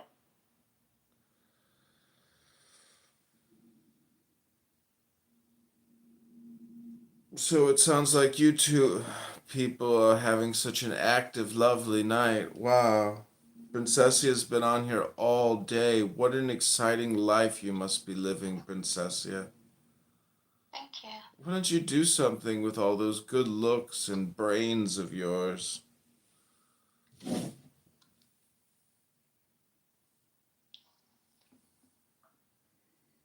No?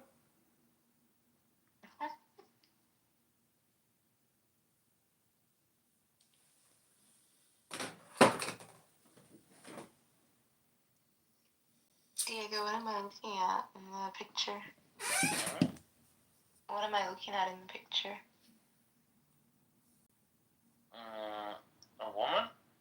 An uncircumscribed penis, 2 inches long. I don't know why girls pierce their nose down there, though. Oh, I just saw this girl. I know she doesn't look like you, but she's dark. And Oh my god. she doesn't look like you. I actually have a friend Could she be Middle Eastern? What, do you know what her background is? She's definitely not Latino. She looks more Indian to me. Do you feel the rush, Alan Watts? Oh, rush.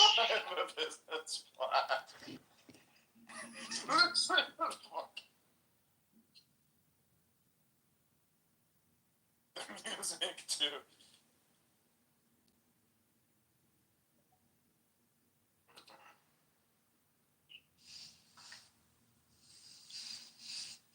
Alright, let me send you the video. Here you go.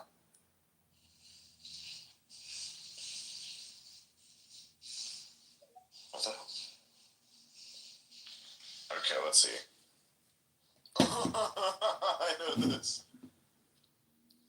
Yeah, I know this. Yeah. This is a frequent thing, and I don't want to talk about it. They don't have lawns, and so nobody can sell them lawnmowers. That's fascinating. They hardly use dishwashers, appliances of that kind. They don't need them. And also they wear blue jeans and things like that, and so the local dress shops feel a bit put out having these people around. What is it with you And they what are is it very, with you very and somebody simple. else's mom?